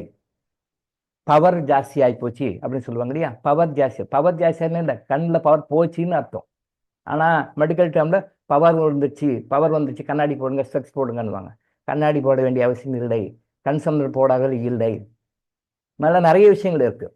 இப்போ அதை அப்படியே நம்ம ரிவர்ஸ் பண்ணி இங்கே கொண்டு வந்தோம், மாதவிடாய் பிரச்சனைகள் கொண்டு வந்தோம்னா, லேடிஸு மென்சஸ் டைமில் நைட்டில் before going to bed or day டைமில் இருந்தாலும் கூட அந்த சுத்தமான விளக்கெண்ணையை தொப்புட சுற்றி ஒரு 4-5 ட்ராப் விரலில் தடவுறது வந்து மோதிர விரலில் தடவணும், மோதிர விரலத்தை எடுக்கணும். அந்த தொட்டு மோதிர விரலை தொட்டு அந்த நேவலை சுற்றி தொப்புட சுற்றி நல்லா ஃபுல்லாக ஒரு ரவுண்டு, அதாவது ஒரு 2-3 சென்டிமீட்டர் டயமீட்டர்னு வச்சுக்கோங்களேன், 2-3 சென்டிமீட்டர் டயமீட்டருக்கு நல்லா ஃபுல்லாக போட்டு நல்லா தடவி விட்டீங்க அப்படின்னு சொன்னால் மாதவிலக்கு வலி குறையும். குழந்தைங்க வந்து அழுறாங்க, அவங்களுக்கு என்ன காரணம் தெரியுது, சின்ன குழந்தைங்க, அவங்க பேச தெரியாது, சும்மா ஒரு அப் டு ஒரு 1 இயர் வரைக்கும் வச்சுக்கோங்களேன். அந்த 1 வரைக்கும் சின்ன குழந்தைங்க வயிற்று வலி அழுதுங்க அப்படின்னு சொல்லி சொன்னால் நம்ம டைமில் நீங்கள் வந்து விளக்கெண்ணையை சுற்றி வயிற்று சுற்றி தடவி விட்டிங்கன்னா அந்த உள்ளே இருக்கிற அந்த வாயுவை குறைச்சிடும், குழந்தை நார்மல் ஆகிடும். சிம்பிள். நீங்கள் வந்து சைல்டு ஸ்பெஷல் தூக்கிட்டு ஓடுவீங்க. இப்போ அதான் நடக்குது. நீங்கள் விளக்கெண்ணெய் தடவி பாருங்க, நியர்லி 70 to 80% ஆஃப் த குழந்தைங்க நார்மல் ஆகிடும். பிகாஸ் உள்ளே என்ன ப்ராப்ளம் தான் சரி பண்ணிவிடும். உள்ளே போயிட்டு அந்த ஹீட்டை கவுண்டர் பண்ணிவிடும், குறைக்கும். ஹீட்டை குறைச்சி அந்த உள்ள இருக்கிற அந்த கேஸ் பர்சன்டேஜ், அது தட் இஸ் வாயு ரேஷியோ சொல்லுவோம் இல்லையா, அந்த வாயு ரேஷியோ குறைச்சிரும், குழந்தைக்கு நார்மல் ஆகிடும். Simple. No need to go for child specialist. Menses problem இருக்கிறவங்க கண்டிப்பாக அந்த மென்சஸ் டேஸில் விளக்கெண்ணையை ஒரு 4-5 சொட்டு எடுத்து நல்லா தடவி விட்டு பாருங்கள். மென்சஸ் ப்ராப்ளம் வந்து பெயினில் ரொம்ப குறைஞ்சிடும். இதில் அவ்வளோ விஷயம் இருக்குது. பட் இதுக்கு தெரியாது, நீங்கள் போயிட்டு பெயின் கில்லரையும் மற்றையும் வாங்கி சாப்பிடுங்க. ஸோ விளக்கெண்ணெய்ன்றது அவ்வளோ நல்ல விஷயம். கண்ணை போட்டால் கொஞ்சம் மசமசான்னு தெரியும், ஆனாலும் கிளியர் விஷன் கொடுக்கும். அதில் அவ்வளோ விஷயம் இருக்குது. அதனால் நேற்று ஏதோ விஷயம் சொன்னாங்க, அவர் குழந்தை கலாச்சாரம், அந்த மெசேஜ் இது ஒரு மெசேஜாக நம்ம வரும். கடவுள் கருணை உள்ளவர் தான் இப்படி ஒரு மெசேஜ் சொல்ல வைக்கிறார் பாருங்க. இது நம்ம சொல்ல போகிறதில்ல, ஏதோ வந்தோம் பார்த்தோம் பண்ணோம், இங்கே ஒரு மெசேஜ் இருக்குது சொல்ல வேண்டி வருது. அந்த மெசேஜ் அவ்வளோ விஷயங்கள் இருக்குது. சின்ன விஷயம்தான், ஆனால் பெரிய லேக்ஸ் டுகெதரான செலவுகளை குறைக்க முடியும். இப்போ நம்ம சொல்கிற விஷயங்கள் தான் இந்த மென்சஸ் ரிலேட்டட் ப்ராப்ளம் வந்து இன்னும் 2 நாள் ஓடும் போல இருக்குது. அவ்வளோ சப்ஜெக்ட் இருக்குது. ஆனால் சொல்கிற விஷயங்கள் சின்ன விஷயங்கள் தான். ஆனால் நீங்கள் லட்சக்கணக்கான ரூபாயை சேவ் பண்ணலாம், கோடிக்கணக்கான ரூபாயை சேவ் பண்ணலாம். லேக்ஸ் டுகெதர், க்ரோஸ் டுகெதர், அவ்வளோ பணத்தை சேவ் பண்ணலாம். சின்ன டிப்ஸ் தான். ஆனால் யாரும் சொல்லிக் கொடுக்குறது யாரும் ஆள் இல்லை, யாருமே சொல்லு. ஈவன் சித்தா டாக்டர், ஆயுர்வேத டாக்டர்ஸ் கூட சொல்லு. அதான் வருத்தத்துக்குரிய விஷயம். அதை போய் டாக்டர்ஸ் அவங்க தெரியாது, அவங்க படிக்கல, அவங்களுக்கு தெரியாது, அதனால் அவங்க சொல்கிறதில்லைன்னு தப்பு இல்லை. பட் விஷயம் தெரிஞ்ச சித்தா ஆயுர்வேத டாக்டர்ஸ் கூட சொல்கிறது இல்லை. அவங்களும் வந்து அவங்க வந்து ரொட்டீனாக அது கமர்ஷியலாக பண்ண ஆரம்பிச்சிட்டாங்க. என்ன பண்ணுறது? ஸோ டாக்டர் இளங்கோ ஆயுசாஸ் தான் இந்த மாதிரி விஷயங்களை சொல்லிக் கொடுங்க, ஃபாலோ பண்ணுங்கள். மென்சஸ் ப்ராப்ளம்ன்றது ஒரு ப்ராப்ளமே கிடையாது. நான் ஏற்கனவே சொல்லியிருக்கேன். சுகப்பிரசவம் கஷ்டமான பிரசவமே கிடையாது. மெனோபாஸ் அது ஒரு சுகமான அனுபவம், அவ்வளோதான். எல்லாமே சுகமான அனுபவம் தான். அது இப்போ ரீசெண்டாக ஒயிட் டிஸ்சார்ஜ் சாதாரணமாக இருக்குது. நான் இப்போ நிறைய வீடியோஸும் சொல்லியிருக்கேன், போட்டிருக்கேன் நான். இப்போ வந்து பழைய வீடியோஸ் பழையவங்களுக்கு தெரியும், இல்லை பழைய வீடியோஸை பார்த்தவங்களுக்கும் தெரியும். இப்போ வீடியோஸை பார்க்குறது இல்லை, எத்தனை டேரக்டாக சப்ஜெக்ட் வந்துடுறாங்க. ஒயிட் டிஸ்சார்ஜ் அப்படிங்கிறது சர்வசாதாரணமாக அது ஒரு நோயே இல்லை இந்த மாதிரி கொண்டுட்டாங்க. இப்போ ரீசெண்டாக ஒயிட் டிஸ்சார்ஜ், வெள்ளைப்படுதல் அப்படின்னா அது வந்து நோயே கிடையாது. இட் இஸ் எ டிசார்டர், அது ஒரு சின்ன ப்ராப்ளம் அவ்வளோ அப்படின்ற மாதிரி கொண்டு. அது பெரிய நோய், நாளைக்கு உங்களுக்கு கேன்சர் வரப்போகுதுன்றதுக்கு இண்டிகேஷன் கொடுக்கக்கூடியது விஷயம்னு தெரியல. அவங்க கேன்சர் வரக்கூடிய அமைப்பது, அந்த கேன்சர் வரத்துக்கு எனக்கு பேஸ்மெண்ட் போடுது ஒயிட் டிஸ்சார்ஜ் அப்படின்றது தெரியல. டுடே இன்னைக்கு கூட அது வந்து ரொம்ப சாதாரணமாக நினைத்து கொண்டிருக்கார்கள். அதுக்குன்னு தனியாக ஒரு பேட் இருக்கான், மென்சுரல் பேடு. அதுக்குன்னு தனியாக ஒரு பேடு இருக்குது. அந்த பேடை வந்து மார்க்கெட்டில் விற்கிறாங்க, பார்த்தேன் நான். ஒரு 10 years பேக் வெளில போயிருந்தோம். போயிட்டு பர்ச்சேஸ் வரும்போது ஒய்ஃப் வந்து ஏதோ கடைக்கு போய் வாங்கிட்டு வந்துடுறேன், இந்த வந்துடுங்க 2 நிமிஷம் தான். சரி, காரில் வெயிட் பண்ணால் 5 நிமிஷம் ஆச்சு, 10 நிமிஷம் ஆச்சு, வரல. என்னடா வரலையே அப்படின்னு சொல்லி டிரைவர் அனுப்பிச்சுட்டு பார்க்க சொன்னால், அவரும் போயிட்டு சார் மேடம் ஒன்று பர்ச்சேஸில் இருக்கிறாங்க, ஒன்று வரல சார்னார். ரைட். அதுக்கு பிறகு இன்னும் 10 என்னது பொறுமையே தேவை, எவ்வளோ நேரம் வெயிட் பண்ணுறது, எனக்கு அந்த பொறுமையாக பிடிக்காது. டக்குன்னு இறங்கி உள்ளே போய் மேலே என்னம்மாண்ணா அது ஏதோ வாங்கிட்டு இருக்காங்க. போனால் ஒரு ரேக்கில் பெரிய ஸ்டோர், அது ஸ்டோரில் போட்டால் இது விற்கிறாங்க, அந்த மென்சுரல் பேட்ஸ் எல்லாம் விற்கிறாங்க. அந்த பேட்ஸில் பார்த்தா அது ஸ்பெஷலைஸ்டு ஃபார் ஒயிட் டிஸ்சார்ஜ்னு போட்டிருக்கேன். Yes, specialised for white discharge போட்டு ஒரு ரேக் போட்டு கிட்டத்தட்ட 100-150 பேட் இருக்குது. நான் சொல்லி 10 years பேக், இப்போ இல்லை. இது என்ன இது ஒயிட் டிஸ்சார்ஜுக்கு தனியாக பேடு போடுறாங்க அப்படின்னு சொல்லி கேட்டேன். அப்போ அவர் சொன்னார், சார் இப்போ இதெல்லாம் மார்க்கெட்டில் நிறைய போகுது சார், ஒயிட் டிஸ்சார்ஜ் இருக்குல்ல சார், அந்த ஒயிட் டிஸ்சார்ஜ் போகிற நிறைய குழந்தைங்க படிக்கிறவங்க, காலேஜ் ஸ்டூடெண்ட்ஸு, உமன்ஸ்க்கெல்லாம் ஒயிட் டிஸ்சார்ஜ் இருக்குது சார், அதுவும் ஸ்டூடெண்ட்ஸ்க்கெல்லாம் நிறைய இருக்குது சார், அக்காக அவங்க சைஸ்க்கெல்லாம் வாங்கி வச்சிருக்கு சார், இது போகுது சார் நிறைய கடைக்காரர். இது அது வந்து நோயாச்சே, அதுக்கு போய் என்ன பேடுன்னு சொல்லி விற்கிறீங்கன்னு. இல்லை சார், இது டன்ட்டு சார், இப்போ தான் சார் போயிட்டுருக்கு அப்படின்னா. இது என்னம்மா இதுன்னு சொல்லிட்டு அப்புறம் வீட்டில் வந்து இப்படியெல்லாம் கூட இருக்கா அப்படின்னு சொல்லி கேட்டேன். எங்கள் டாக்டர் சொல்கிறாங்க, ஆமாம் டாக்டர், என் கூட படிக்கிறவங்க நிறைய பேர் இந்த பேட் வச்சுட்டு வராங்க, ஒயிட் டிஸ்சார்ஜ் வந்து நிறைய பேர் யூஸ் பண்ணுறாங்க டாடின்னு சொன்னாங்க. எனக்கு ரொம்ப ஆச்சரியமா இருந்தது. நான் சொல்கிறேன் 10 years பேக் ஒயிட் டிஸ்சார்ஜ் அது வந்து நோய், பின்னாடி கேன்சர் வரப்போகிறதுக்கு இண்டிகேஷன் காட்டக்கூடிய ஒரு நோய். உங்கள் உடம்புலேருந்து ஒரு சொட்டு ஒயிட்டு வெளியில் வருதுன்னா 80 சொட்டு ரத்தம் உடம்புல குறையுதுன்னு அர்த்தம். அதை அப்படியே 80 மல்டிப்ளை பண்ணிக்கோங்க. உங்கள் உடம்புல இருந்து ஒரு சொட்டு வெள்ளைப்படுது, ஒயிட் டிஸ்சார்ஜ் அப்படின்னு சொல்லி சொன்னோம்னா 80 சொட்டு ரத்தம் உங்கள் பாடியில் குறையுதுன்னு அர்த்தம். அப்போ எவ்வளோக்குள்ள ஒயிட் டிஸ்சார்ஜ் ஆகுதோ அவ்வளோக்குள்ள அதை 80 மல்டிப்ளை பண்ணிக்கோங்க. அவ்வளோ drops of the blood is reduced from your body. உங்கள் பாடி வந்து குறையுதுன்னு அர்த்தம். அதை காம்பன்சேட் பண்ணுற அளவுக்கு நீங்கள் ஃபுட் இருக்கான்னு பார்த்தா இல்லை. ஃபுட் வந்து காஸ்ட்லி ஃபுட், அது வேற. காஸ்ட்லியாக சாப்பிட்றீங்க, பட் உள்ள வேல்யூ என்னன்னா ஒன்றுமில்லை. அப்போ அது என்ன ஆகும்? இன்கம் கம்மி, எக்ஸ்பெண்டிச்சர் ஜாஸ்தி, வரவு கம்மி, செலவு ஜாஸ்தி. அப்போ ரத்தத்துக்கு உண்டான கூடிய நீங்கள் சாப்பிட்ற உணவு முறைகள் மற்ற செயல்முறைகள்லாம் கம்மி. ஆனால் ரத்தம் வெளியே போகுது, ஒயிட் டிஸ்சார்ஜ் வெளில போகுது, அது நோய்கள். எந்த அளவுக்கு வந்து ஒயிட் டிஸ்சார்ஜ் நாட்டில் மக்கள்கிட்ட பெருகி அது வந்து இப்போ கேன்சராக மாறி, கேன்சராக வந்து உலகம் முழுசும் நல்லா பரவிட்டு இருக்கு, நாடு முழுசும் பரவிட்டு இருக்கு, மாநிலம் முழுசும் பரவிட்டு இருக்குன்னா நம்ம டியூப்லைட் கவர்மெண்ட்ஸுங்களே இப்போ கர்ப்பப்பை வாய் புற்றுநோய்க்கு நான் தடுப்பூசி போடுறேன், அதையும் ஃப்ரீயாக போடுறேன் அப்படின்னு சொல்லி வந்திருக்காங்கன்னா எந்த அளவுக்கு ரொம்ப டாப்புக்கு போயிருந்தால் நம்ம டியூப்லைட் கவர்மெண்ட்ஸ் இதை செய்யும்னு பார்த்துக்கோங்க. நம்ம கவர்மெண்ட்ஸ் ரொம்ப ஸ்லோ தான் எதுலேயுமே. அது நல்ல விஷயம், ரொம்ப slow. Both central and state எதுவாக இருந்தாலும் ரொம்ப ஸ்லோ. அவங்களே கர்ப்பப்பை வாய் புற்றுநோய் போடுறேன், அதுவும் ஃப்ரீயாக போடுறேன் அப்படின்னு சொல்லி வர்றாங்க அப்படின்னா பார்த்துக்கோங்க. கர்ப்பப்பை வாய் புற்றுநோய் போட்டோம்னா அது வந்து தடுக்க மாட்டோம்னா அது வேறு சமாச்சாரம். ஆனானப்பட்ட கொரோனா ஊசியே வந்து வேலை செய்யலை. கொரோனா வந்தது சாதாரண மக்களுக்கு இல்லை, ஹை லெவலில் இருக்கிற பெரிய பெரிய விஐபிங்களுக்கே வந்தது. நிறைய வீடியோஸில் பேசியிருக்கோம், கிளாஸில் பேசியிருக்கோம். அப்போ கர்ப்பப்பை வாய் புற்றுநோய் மட்டும் தடுக்கணும்னு உனக்கு என்ன உத்தரவாதம் சொல்ல முடியும்? யாருக்கு சொல்ல முடியும்? அதை நம்பி இருக்காதீங்க. ஒரு சகோதரர் போட்டிருந்தாரு 2 மாதத்துக்கு 3 மாதத்துக்கு முன்னாடி, நான் வந்து கொரோனா தடுப்பூசி எப்போ கடவுள் கொண்டு வந்து கொடுப்பார் அப்படின்னு சொல்லி வேண்டுறேன்னு போட்டிருந்தார். நம்ம குரூப்பில் பேர் கவனம் இல்லை, பட் போட்டிருந்தார். நம்ம கொரோனா தடுப்பூசி இறைவன் எப்போ கொடுப்பார் அப்படின்னு சொல்லிட்டு நாங்களாம் வேண்டுறோம் அப்படின்னு சொல்லி ப்ரேயர் பண்ணுறேன்னு சொல்லி போட்டிருந்தார். தவறு. கொரோனா தடுப்பூசி வந்து கொரோனா தடுக்காது. இன்னும் ஊசிகள் வந்தாலும் கூட இன்னமும் புதுசாக கண்டுபிடிச்சி அப்டேட் பண்ணி லேட்டஸ்ட் வெர்ஷன் கொடுக்குறான்னு சொன்னால் கூட தடுக்க முடியாது. அது வரத்தான் செய்யும். கர்ப்பப்பை புற்றுநோய் அதுதான். அப்போது இந்த புற்றுநோய் தடுப்பூசி போட்டுக்கிறதுக்கு நம்ம போட்டுக்க தேவையில்லாத அளவுக்கு நம்ம உடம்பு நாம் வச்சுக்கணும். அந்த புற்றுநோய் தடுப்பூசி வேண்டாம், போட்டாலும் அது வந்து வரும், அதனுடைய பாதிப்புகள் இருக்கும். இது அரசாங்கம் கண்டுக்காது, அரசாங்கம் அது பெருசாக எடுத்துக்காது, அதனுடைய கடமையை அது செய்யும், அவ்வளோதான். அரசாங்கம் காப்பாற்றும் நம்பி நீங்கள் ஏமாறாதீங்க. அரசாங்கம் உங்களை காப்பாற்றும், அரசாங்கம் உங்களை காப்பாற்றி உங்களை கரெக்டேட்டும் அப்படின்னு நம்பாதீங்க. நம்பினீங்கன்னா நாம் வீணாக போயிடும். நம்ம ஹெல்த்தில் நாம் கரெக்டாக இருந்தால் தான் நம்ம நல்லா இருக்க முடியும். அதனால் அரசாங்கத்தை நம்ப வேண்டாம், நம்ம வரைக்கும் நம்ம பார்த்துக்குவோம். கர்ப்பப்பை வாய் புற்றுநோய் வராமல் தடுக்கிறதுக்கு மென்சஸ் ப்ராப்ளத்தை கரெக்ட் பண்ணுறது ஒரு மிக முக்கியமான அடிப்படை தேவை. உங்களுக்கு மென்சல் சைக்கிளில் ப்ராப்ளம் இருந்தால் தான் அதெல்லாம் வரும். ஸோ இந்த சின்ன சின்ன விஷயங்களை ஃபாலோ பண்ணுங்கள், பெரிய விஷயங்களை நம்ம அவாய்ட் பண்ணலாம். ஸோ கர்ப்பப்பை வாய் புற்றுநோய் போட்டுக்காமல் இருக்கிறதுக்கு என்ன உண்டோ அதை நம்ம சொல்லிக் கொடுக்குறோம். அந்த தேவையை வந்து சும்மா சவலால் விட்டுட்டு இருக்கக்கூடாது. நாங்கள் தேவையில்லை, நாங்கள் போட்டுக்க மாட்டோம், not necessary, it is quite wrong அப்படி அதெல்லாம் வேறு சமாச்சாரம். பட் அது போட தேவையில்லாத அளவுக்கு நம்ம ஆரோக்கியத்தை நாம் மெயின்டைன் பண்ணிக்கணும். நம்ம இங்கே கெத்து பண்ணிக்கிட்டு தான் நம்ம பேசணும் மொழி, அது சும்மா பேசிட்டு இருக்கக்கூடாது. ஸோ அடிப்படையான விஷயங்கள் நம்ம சொல்கிறோம், அதை ஃபாலோ பண்ணிக்கோங்க. இப்போது மோஸ்ட்லி எல்லா ஃபேமிலிலையும் வந்து குக்கரில் சமைக்க ஆரம்பிக்கிறாங்க. எல்லாத்துலேயும் ஃபேமிலி குக்கர் ஆகிப்போச்சு. நீங்கள் குக்கரில் சமைச்சிங்க அப்படின்னு சொல்லி சொன்னால் எல்லா நோய்களும் வரும்.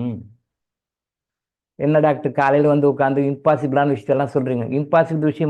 பாசிபிள் விஷயமான்றது தெரியாது, ஆனால் அதை ஃபாலோ பண்ண தான் நம்ம ஆரோக்கியமாக இருக்க முடியும்னு நான் சொல்கிறேன் உங்களுக்கு.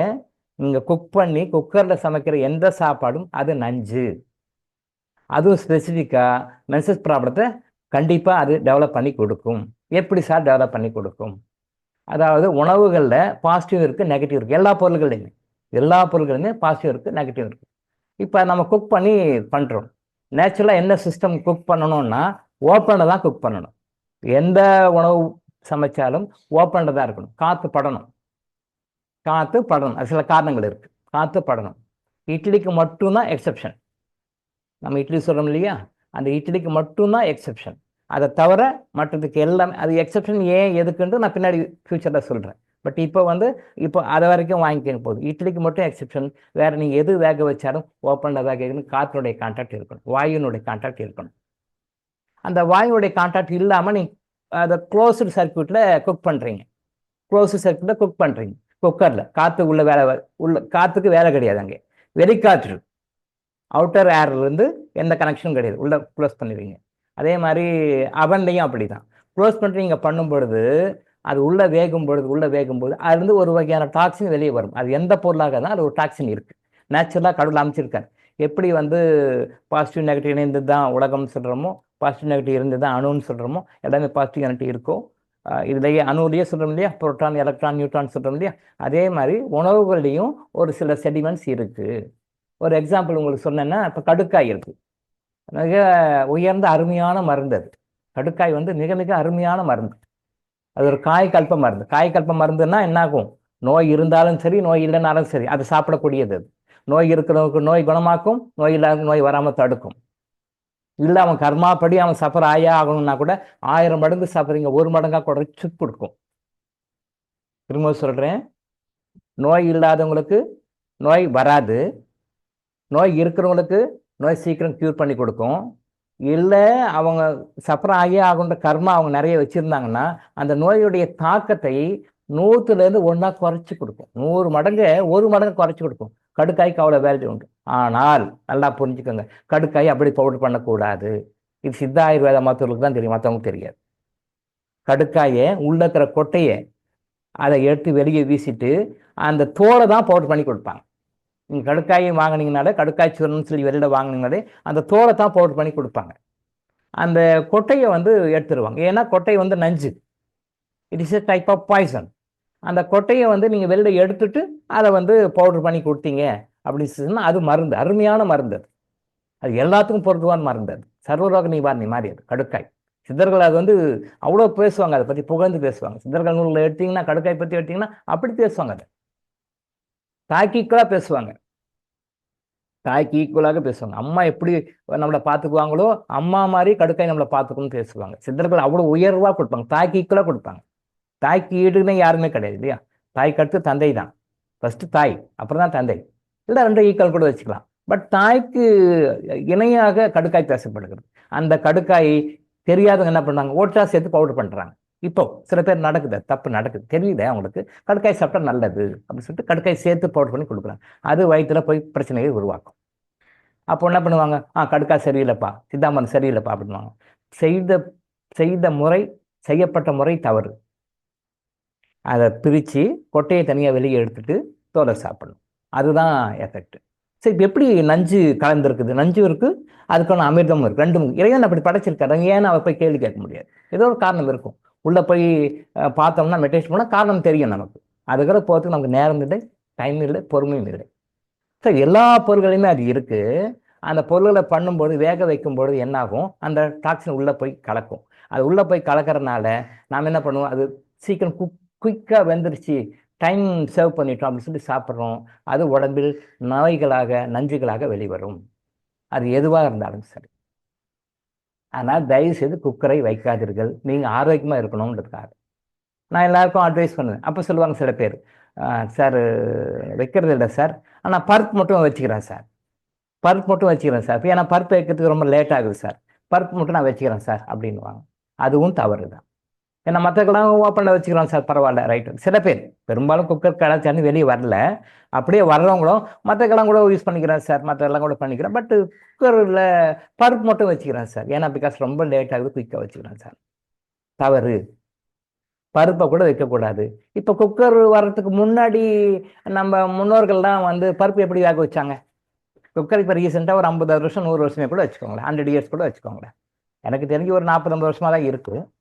அதுக்கு முன்னாடியே கூட வச்சுக்கோங்களேன், ஒரு 100 வருஷமே கூட வச்சுங்க. அப்போ அதுக்கு முன்னாடி எல்லாரும் எப்படி சமைச்சாங்க, எப்படி சாப்பிட்டாங்க, இதே பருப்பு சாம்பார் எப்படி வச்சாங்க, இதே பருப்பு குழம்பு எப்படி வச்சாங்க, எப்படி செஞ்சாங்க, எப்படி வேக வச்சாங்க? ஏன் நம்மளால் மட்டும் முடியல? பருப்பை வேக வைக்கும்போது பருப்பில் இருக்கிற அந்த டாக்ஸின் மேலே போக திருப்பி உள்ளவே வரும். உள்ளவே வந்தாக்கா அதை நம்ம திருப்பி சாப்பிட்றோம். அது என்ன பண்ணும், உடம்பினுடைய வாயுவினுடைய பர்சன்டேஜ் அதிகப்படுத்தும். அதிகப்படுத்த என்ன பண்ணும், இப்போ நம்ம பேசுகிற சப்ஜெக்ட் எடுத்தோம்னா மாதவிடாய் சம்மந்தப்பட்ட பிரச்சனைகளை அதிகப்படுத்தும், வலியை ஜாஸ்திப்படுத்தும், அந்த ரீப்ரொடக்டிவ் சிஸ்டம் என்று சொல்லப்படுகின்ற இனப்பெருக்க மண்டலங்களில் இருக்கிற பிரச்சனைகளை அதிகப்படுத்தும். இது கண்ணுக்கு தெரியாது, நீங்கள் என்ன ஸ்கேன் பண்ணாலும் தெரியாது. நீங்கள் மென்ஸ்ட்ரல் டைமில் பெயினாக இருக்குது, நீங்கள் போய் ஸ்கேன் பண்ணி பார்க்குறீங்க, உள்ள வந்து எண்டோமெட்ரியம் வால் பெருசாக இருக்குது, இங்கே சிஸ்ட் இருக்குது, இதெல்லாம் சொல்லுவாங்க. Right, okay.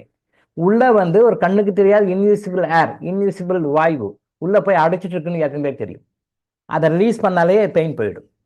கட்டி இருக்கிறது அது வேற சமாச்சாரம், வீங்கி இருக்கிறது அது வேற சமாச்சாரம், அதெல்லாம் தனி. நான் அதை பற்றி பேசல. இப்போ கட்டியும் வீக்கமும் அது வேற, இன்ஃப்ளமேஷன் அது வேற. பட் இப்போ நாம சொல்றது வந்து கண்ணுக்கு தெரியாத அந்த யூட்ரஸ் ஓவரிஸில் அந்த ரீப்ரொடக்டிவ் சிஸ்டத்தில் கண்ணுக்கு தெரியாத அந்த கேஸ் இருக்கும். கண்ணுக்கு தெரியாது, ஸ்கேன் பண்ண முடியாது. நீங்கள் ஸ்கேன் பண்ணால் தெரியாது. ஆக்சிஜன் பர்சன்டேஜ் மற்றதெல்லாம் வாயுவெல்லாம் ஸ்கேன் பண்ணால் தெரியாது.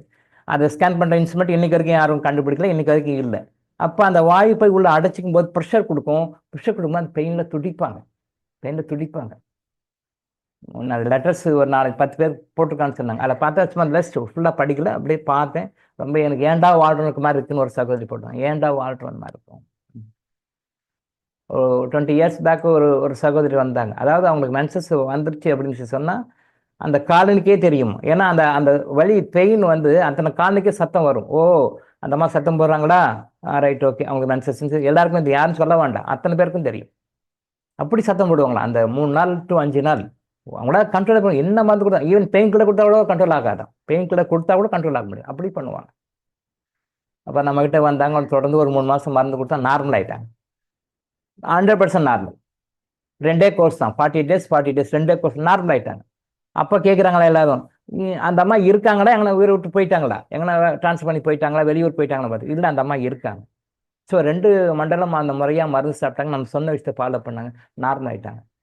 2 மண்டலத்துக்கு முன்னாடி ஒரு 100 நாள் வச்சுக்கோங்களேன்.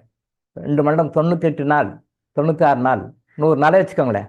100 நாளைக்கு முன்னாடி ஊரையே கூட்டவங்க, வருஷ கணக்கில் கூட்டவங்க 2 மண்டலம் மருந்து சாப்பிட்டு நார்மல் ஆயிட்டாங்க.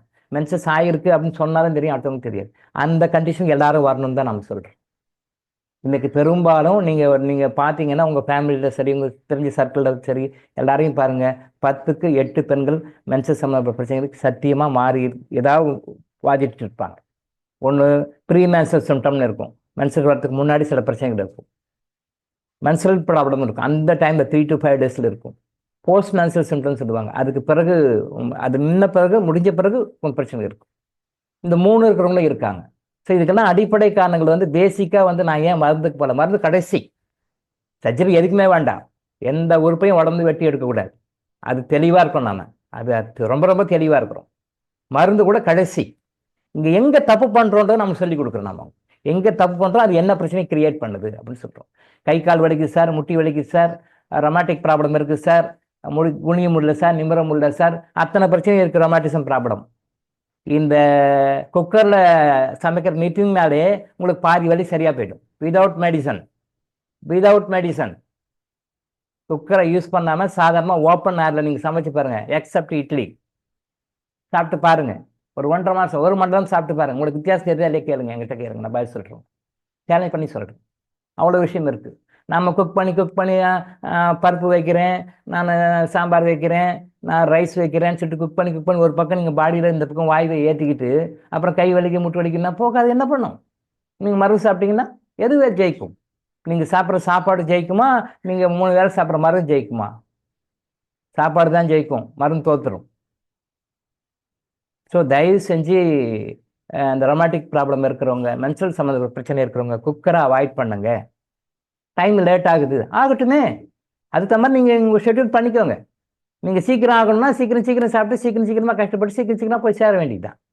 ஃபாஸ்ட் ஃபுட் மாதிரி தான் சாப்பிட்றது. உணவு நம்ம ஆரோக்கியத்துக்காக சாப்பிட்றோம். அந்த உணவை எப்படி சாப்பிடணும், அது உணவுன்ற முறையில் அந்த அந்த இறைக்கட்டளை பற்றி பேசும்போது அதை பற்றி பேசுவோம். நாம் உணவு பற்றி ஒரு இறைக்கட்டளை இருக்குது, அந்த இறைக்கட்டளை பற்றி பேசும்போது அதை எப்படி சாப்பிடணும்னு சொல்லி தப்பாக சாப்பிட்றோம். எப்படி சாப்பிட்றதுன்னு தெரியல, ஹவு டு ஈட். அதான் ஒருத்தர் சொன்னார், சார் இந்த ஹவு டு ஈட் ஒரு சப்ஜெக்ட் நீங்கள் பேசுனீங்கனாலே நீங்கள் ஒரு $10 மில்லியன் சம்பாதிச்சு கொடுத்துருவோம் சார், நீங்கள் வாங்க சார் கிளாஸ் போடுங்க சார்னார்.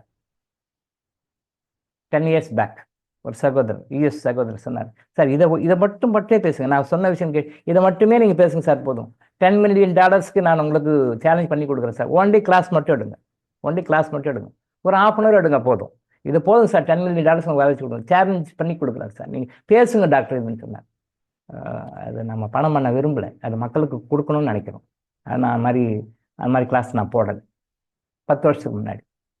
இதுவே நிறைய பேர் தெரியல. இதை போட்டால் அது பணம் கட்டி வந்து கேட்டு அதை ஃபாலோ பண்ணுறதுக்கு ஃபாரினர்ஸ் நிறைய ரெடியாக இருக்காங்க. இந்தியன் பீப்புளுக்கு மனசு வராது. நம்ம இந்தியன் பீப்புளுக்குலாம் மனசு வராது. அவங்களாம் ரொம்ப அடிபட்டு ரொம்ப சிக்கனம் பண்ணி சேவ் பண்ணி அப்புறம் கஷ்டப்படுறவங்க. அவங்க ஃபாரின் பீப்புள் இதுக்காக தயாராக இருக்கிறாங்க. இப்போ கூட கஸ்டமர்ஸ் 10 lakhs கஸ்டமர் ரெடியாக இருக்கிறாங்க. ஒருத்தர்கிட்ட இவ்வளோ ஃபீஸ் போட இவ்வளோ அமௌண்ட் வந்துடலாம் சார், நீங்கள் ஓகே சொல்லுங்கள் டாக்டர் அப்படின்னு. ஆந்திரா சகோதரர் அவர், வேண்டாம் சார் எல்லாம் வேண்டாம், மக்களுக்கு சொல்லுவோம், யார் கர்மா நல்ல கர்மா இருக்கோ அவன் கேட்டு பண்ணிக்கிட்டேன், இதை காசு பண்ண வேண்டாம் சார்ன்னு சொல்லிட்டேன் 10 வருஷத்துக்கு முன்னாடி. சார் தயவு செய்து குக்கர் ப்ராடக்டை சாப்பிட்றத விட்டுடுங்க, அதை அவாய்ட் பண்ணுங்க. இது வந்து நான் சொல்றது மாதவிடாய் பிரச்சனைக்கு மட்டும் இல்லை, எல்லா நோய்களுக்குமே ஒரு தீர்வு, எல்லா நோய்களுக்குமே ஒரு தீர்வு. வள்ளல் ராமலிங்க அடிகளார் கூட அதான் சொல்லுவார். அவங்க அன்னதானத்தில் அங்கே வள்ளலார் சம்மந்தப்பட்ட எந்த இடத்துல சாப்பாடு போடுறாங்களோ யாரும் குக் பண்ண மாட்டாங்க, விஷயம் தெரிஞ்சும் குக் பண்ண மாட்டாங்க. சாத்தை கஞ்சி வடிச்சிடுவாங்க, கஞ்சியை நஞ்சு அப்படின்னு சொல்லுவாங்க, கஞ்சை நஞ்சுன்னு சொல்லுவாங்க. அதுதான் உண்மை. சித்தர்கள் சொல்லுவாங்க, வள்ளல் பெருமானும் சித்தர், அவரும் சித்தர் தான். தன்னை சித்தர் என்று சொல்லிக்கொள்ளாத ஒரு உண்மையான சித்தர் அவர். தன்னை சித்தர் என்று சொல்லிக்கொள்ளாத ஒரு உண்மையான சித்தர் அவர். அவருடைய சிஸ்டத்தில் கூட அந்த கஞ்சை வடிச்சிட்டு சொல்லுவாங்க. கஞ்சை வடிச்ச கஞ்சி வேற, சாதம் வேற. இன்னைக்கும் வடலூர்லையும் சரி, மற்ற அதை கரெக்டாக ஸ்ட்ரிக்டாக ஃபாலோ பண்ணுற அமைப்புகளையும் சரி, கஞ்சி வடிச்சிட்டு தான் சாதம் போடுவாங்க. கஞ்சி வடிக்காத சாதம் போட மாட்டாங்க. பொங்கல் கஞ்சி வடிக்காமல் சாப்பிட்றோம். அது நம்ம சாஸ்திரங்கள் பொங்கல் அன்னைக்கு மட்டும்தான் அலோவ் பண்ணுது. பொங்கல் அன்னைக்கு மட்டும்தான் அலோவ் பண்ணுது. அதுக்கு சில காரணங்கள் இருக்குது. அதுக்காக ஒரு சென்டிமெண்ட்டாக தை மாதம் மட்டும்தான் அந்த முதல் 3 நாட்கள், 1, 2, 3, அந்த 3 நாட்கள் மட்டும்தான் நீங்கள் பொங்கல் செஞ்சு சாப்பிடுங்க அப்படின்னு சொல்லி சொல்கிறாங்க. மற்ற நாளில் பொங்கல் சாப்பிட வேண்டிய அவசியமே கிடையாது. பட் இன்னைக்கு பாருங்கள், நிறைய வீட்டில் டெய்லி ஏதாவது 1 or 2 days பொங்கல் கண்டிப்பாக இருக்கும். பொங்கப்படுகிறது, கஞ்சி வடிக்கப்படுவதில்லை. வடிக்காத கஞ்சி உங்கள் உடம்பில் நஞ்சுகளாக மாறி நோய்களாக உருவாகின்றன. According to your past life karmas, உங்களுடைய கர்மாவுக்கு தகுந்த மாதிரி நோய்களாக உருவாகும். அடிப்படை காரணம் நஞ்சு. அந்த நஞ்சு நீங்கள் வடிக்கல வருது. பருப்பு வேக வைக்கிறேன் சார்னு கூட வேக வைக்காதீங்க. ஏன்னா நீங்கள் நல்லா ஆரோக்கியமாக இருக்கணுன்றதுக்காக நீங்கள் இருக்கணும்னு நினச்சிங்கன்னா குக்கரை யூஸ் பண்ணாதீங்க, ஓரம் கட்டி போடுங்க, ஓப்பனில் வேக வைங்க. நேரம் ஆனால் பரவாயில்ல. நீங்கள் சஃபர் ஆகிற நேரம் என்ன, அந்த மருந்துக்காக ட்ரீட்மெண்ட்டுக்கு போய் அப்பாயின்மெண்ட் வாங்குற நேரம் என்ன, டயக்னோசிஸ் சென்டருக்கு போகிற நேரம் என்ன, அதுக்காக பொழப்பு கட்டு நீங்கள் உங்களுடைய பிஸ்னஸ் லைஃப்பையோ இல்லை ஆஃபீஸ் லைஃப்பையோ அதை சாக்ரிஃபைஸ் பண்ணி பர்மிஷன் வாங்கிட்டு போகிற டைம், இந்த டைம் எவ்வளோ வேஸ்ட் ஆகுதெல்லாம் கம்பேர் பண்ணி பாருங்க. இதையெல்லாம் கம்பேர் பண்ணும்பொழுது குக்கரில் குக் பண்ணுறதுக்காக குறைக்கிற டைம் ரொம்ப நெக்லிஜிபிள் தான், ரொம்ப நெக்லிஜிபிள் தான். ஸோ அதனால் தயவு செஞ்சு குக்கரை யூஸ் பண்ணாதீங்க.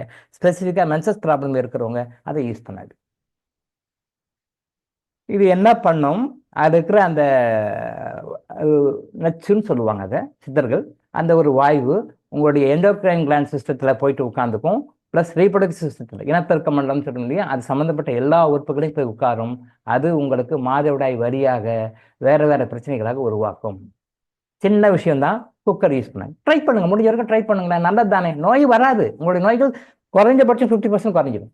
அவன் சுத்தமாக யூஸ் பண்ண வேண்டாம், அவன் கேரண்டியாக எழுதி வச்சுக்கணும், கேன்சர் கண்டிப்பாக வரும், ஏதாவது வகையில் வரும். அவன் யூஸ் பண்ணுறது. அப்புறம் இந்த நான்வெஜ் கிரில் பேக்குன்னு சொல்லுவோம் இல்லையா, அந்த சுற்றிக்கிட்டே இருக்கும். எனக்கு தெரியாத அனுபவம் இல்லை, பார்க்குறேங்க நான். அது நெருப்பு கீழே போயிட்டே இருக்கும். அது மட்டன் பீஸா சிக்கன் பீஸா மட்டன் பீஸா சார், சிக்கனா, அது அந்த கிரில் அது சுற்றிக்கிட்டே இருக்கும், ரவுண்டு சுற்றிக்கிட்டே இருக்கும். நான் பார்த்துருக்கேன், அவ்வளோதான். சின்ன பசங்க பார்க்குற மாதிரி. நான் என்ன, பிகாஸ் நான் பியூர் வெஜ்ஜி, அது பார்ப்பேன். ஷவர்மா சார், அது இருப்பா, அது ஷவர்மா, அது பேர் ஷவர்மாவா? அது பேரு ஷவர்மானா விச் இஸ் மேட் ஃப்ரம், அது என்ன, சிக்கனா? சிக்கன் ஷவர்மா கேள்விப்பட்டிருக்கேன். ஷவர்மா சாப்பிட்டு மயக்கம் போட்டு விழுந்துட்டாங்க, ஷவர்மா சாப்பிட்டு வாந்தி ஆகி போச்சு, ஷவர்மா சாப்பிட்டு 8 பேர் செத்து போயிட்டாங்க அப்படின்னு சொல்லி பேப்பரில் பார்த்துருக்கேன். பட் ஷவர்மா என்னன்னு எனக்கு தெரியாது, உண்மையிலேயே தெரியாது. பேப்பரில் படிச்சிருக்கேன். ரீசெண்டாக ஒரு 3-4 months கூட கேரளா, அப்போ தமிழ்நாடு கூட கேரளாவில் ஷவர்மா சாப்பிட்டு 16 பேர் இறந்துட்டாங்க. 16 பேர் இறந்துட்டாங்க. ஷவர்மானா made from chicken. Oh right. அந்த கிரில்ல சுற்றிட்டு இருக்கும். ஷவர்மான்னு கேள்விப்படுறோம், போட்டு நிறையா இருக்கும், போட்டு எல்லாம் சாப்பிட்றாங்க. இது எல்லாமே கார்சினோஜெனிக்கை கிரியேட் பண்ணி கொடுக்கும். கார்சினோஜெனிக் மீன்ஸ் கேன்சர் வரக்கூடிய அம்சங்களை கிரியேட் பண்ணி கொடுக்கும். இது வரும். இது எப்போ வரும்? நம்மளுடைய லைஃப்பில் நம்முடைய கர்மா குட் கர்மானுடைய ஆட்சி குறையும் பொழுது பேட் கர்மானுடைய பவர் அதிகமாகும் பொழுது அப்போ அது கேன்சராக உருவாகும். கேன்சருக்கு ஈக்குவலான வியாதிகளாக உருவாகும். இதெல்லாம் உருவாகும் கண்டிப்பாக. தான் அவாய்ட் பண்ணுங்க. ஸோ தயவு செஞ்சு சாதாரணமாக குக்கர் அவாய்ட் பண்ணுங்க. அதுவும் ஸ்பெசிஃபிக்காக மென்சஸ் ப்ராப்ளம் இருக்கிறவங்க, இந்த கேன்சர் ரிலேட்டட் ப்ராப்ளம் இருக்கிறவங்க, இவங்க எல்லாருமே பண்ணணும். அதில் முக்கியமாக இவங்களை கேன்சர் ரிலேட்டட் ப்ராப்ளம் இருக்கிறவங்க, இந்த மென்சஸ் ரிலேட்டட் ப்ராப்ளம் இருக்கிறவங்க, ஒயிட் டிஸ்சார்ஜ் ப்ராப்ளம் இருக்கிறவங்க, இவங்கெல்லாம் அவாய்ட் பண்ணணும். முக்கியமாக இம்மிடியட்டாக அவாய்ட் பண்ணணும்.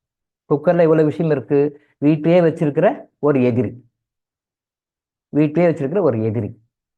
அதே மாதிரி முடிஞ்ச வரைக்கும் நான் சொல்றது பாசிபிள் இல்லையான்றது வேற சமாச்சாரம். பட்டு அதை ஃபாலோ பண்ணால் நாம நல்லா இருப்போம்னு சொல்லுவேன். ஃப்ரிட்ஜு காசு கொடுத்து விலைக்கு வாங்கி வச்சிருக்க சனி எனது. நீங்கள் எந்த பொருள் ஃப்ரிட்ஜில் வச்சாலும் நீங்கள் சொல்கிறீங்க அது நல்லா ஃப்ரெஷ்ஷாக இருக்குது, நல்லா அதனால நான் ஃப்ரிட்ஜில் சாப்பிட்றேன் அப்படின்னு நீங்கள் நினச்சி வச்சு சாப்பிட்றேன்னு சொல்கிறீங்க. இப்போ 2 months கூட ஏதோ முட்டையை வச்சு பொறிக்கிறேன்னு ஏதோ நம்ம கிளாஸில் ஏதோ கான்வர்சேஷன் போயிட்டு இருந்தது. ஒரு 2 months பேக்குன்னு நினைக்கிறேன். முட்டையை ஃப்ரிட்ஜில் வச்சேன், அது பொறிக்கல ஏதோ டிஸ்கஷன்லாம் போயிட்டு இருந்தது. அது என்னன்னு சரியாக அது நான் உள்வாங்கிக்கிறதுக்கு டைம் இல்லை எனக்கு. ஸோ எந்த பொருளையும் முடிஞ்ச வரைக்கும் ஃப்ரிட்ஜில் வச்ச பொருள் எதையும் சாப்பிடாதீங்க. முடிஞ்ச வரைக்கும் எதையும் ஃப்ரிட்ஜில் வைக்காதீங்க.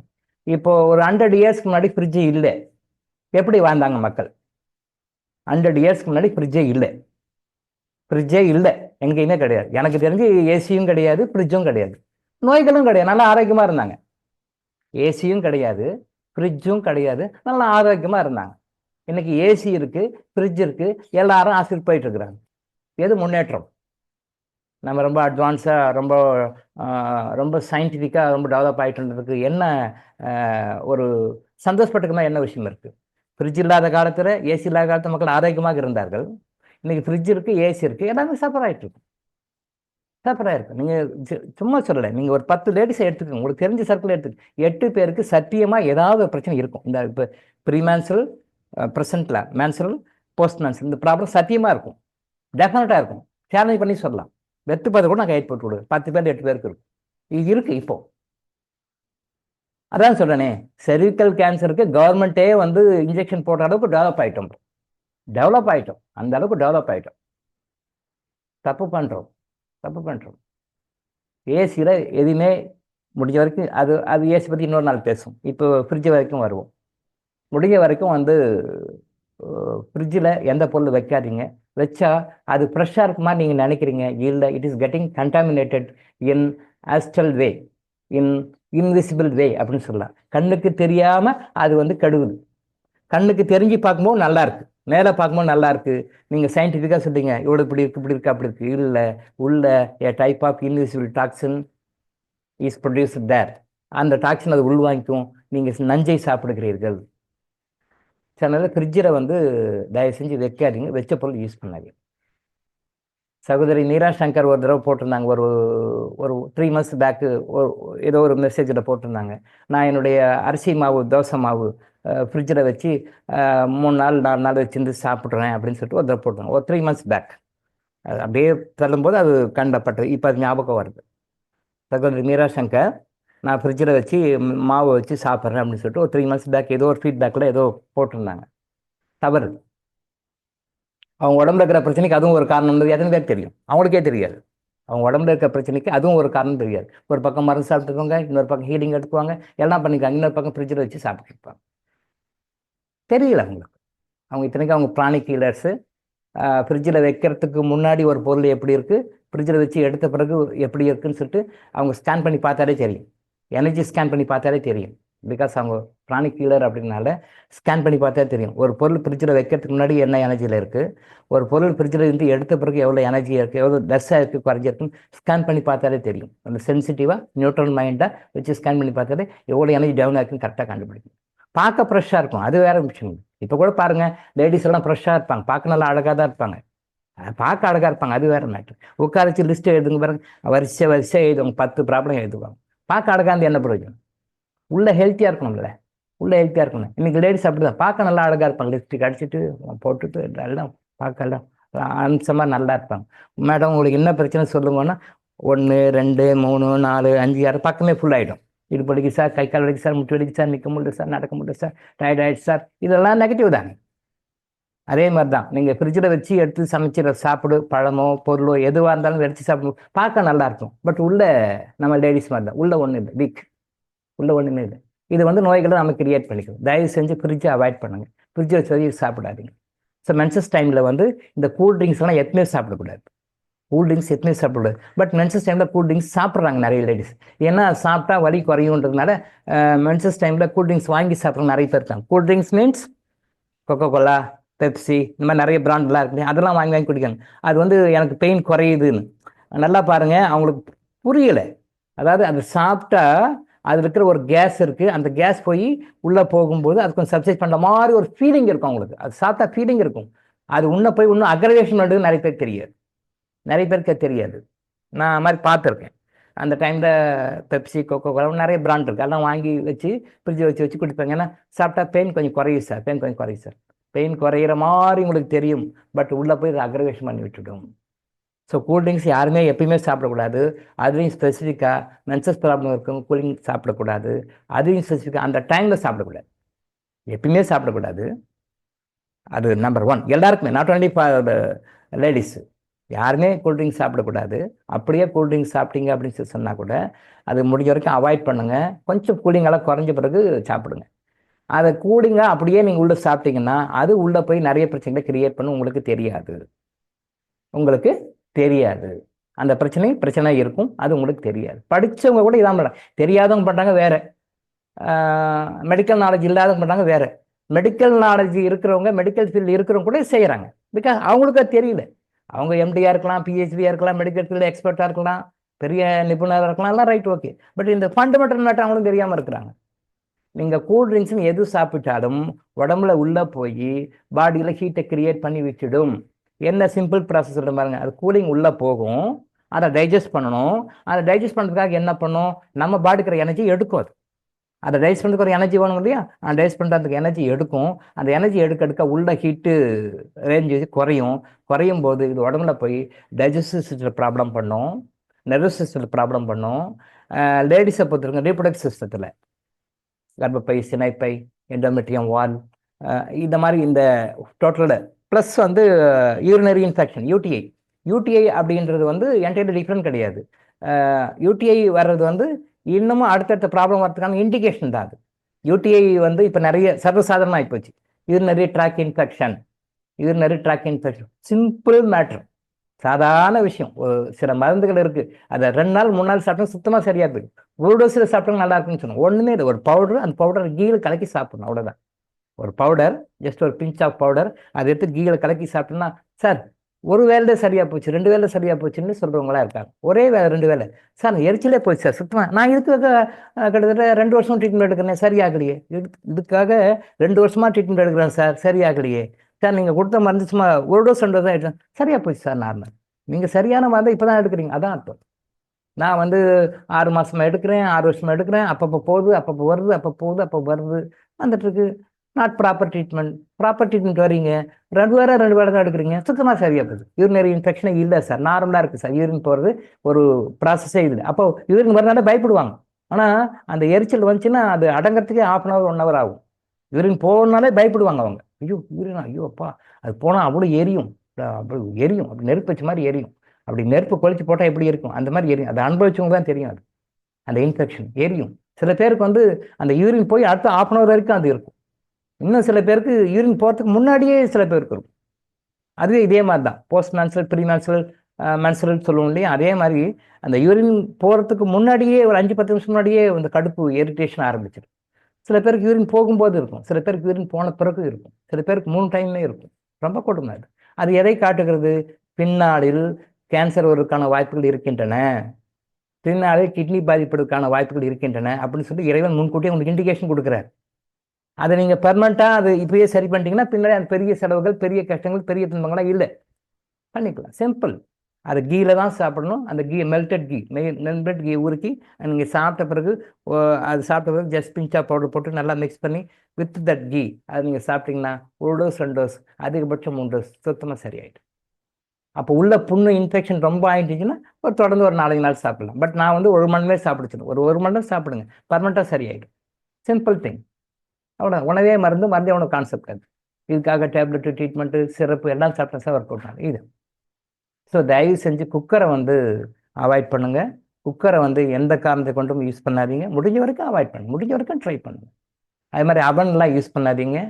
ஃப்ரிட்ஜில் இருந்து வச்சுட்டு எதுவும் சாப்பிடாதீங்க. அது மென்சஸ் டைமில் கண்டிப்பாக கூல்ட்ரிங்க்ஸ் சாப்பிட வேண்டாம். நிறைய பேர் பண்ணுற தப்பு அது. மென்சஸ் டைமில் கூல்ட்ரிங்க்ஸ் சாப்பிட்டீங்கன்னா அந்த ப்ராப்ளம் இன்னும் ஜாஸ்தியாகும்.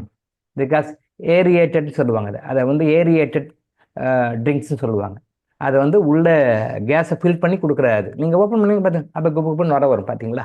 அது ஓப்பன் பண்ணிங்கன்னா குப்புன்னு நுர வரும். அது என்ன? சப்ரஸ்டு ஏர் தான்.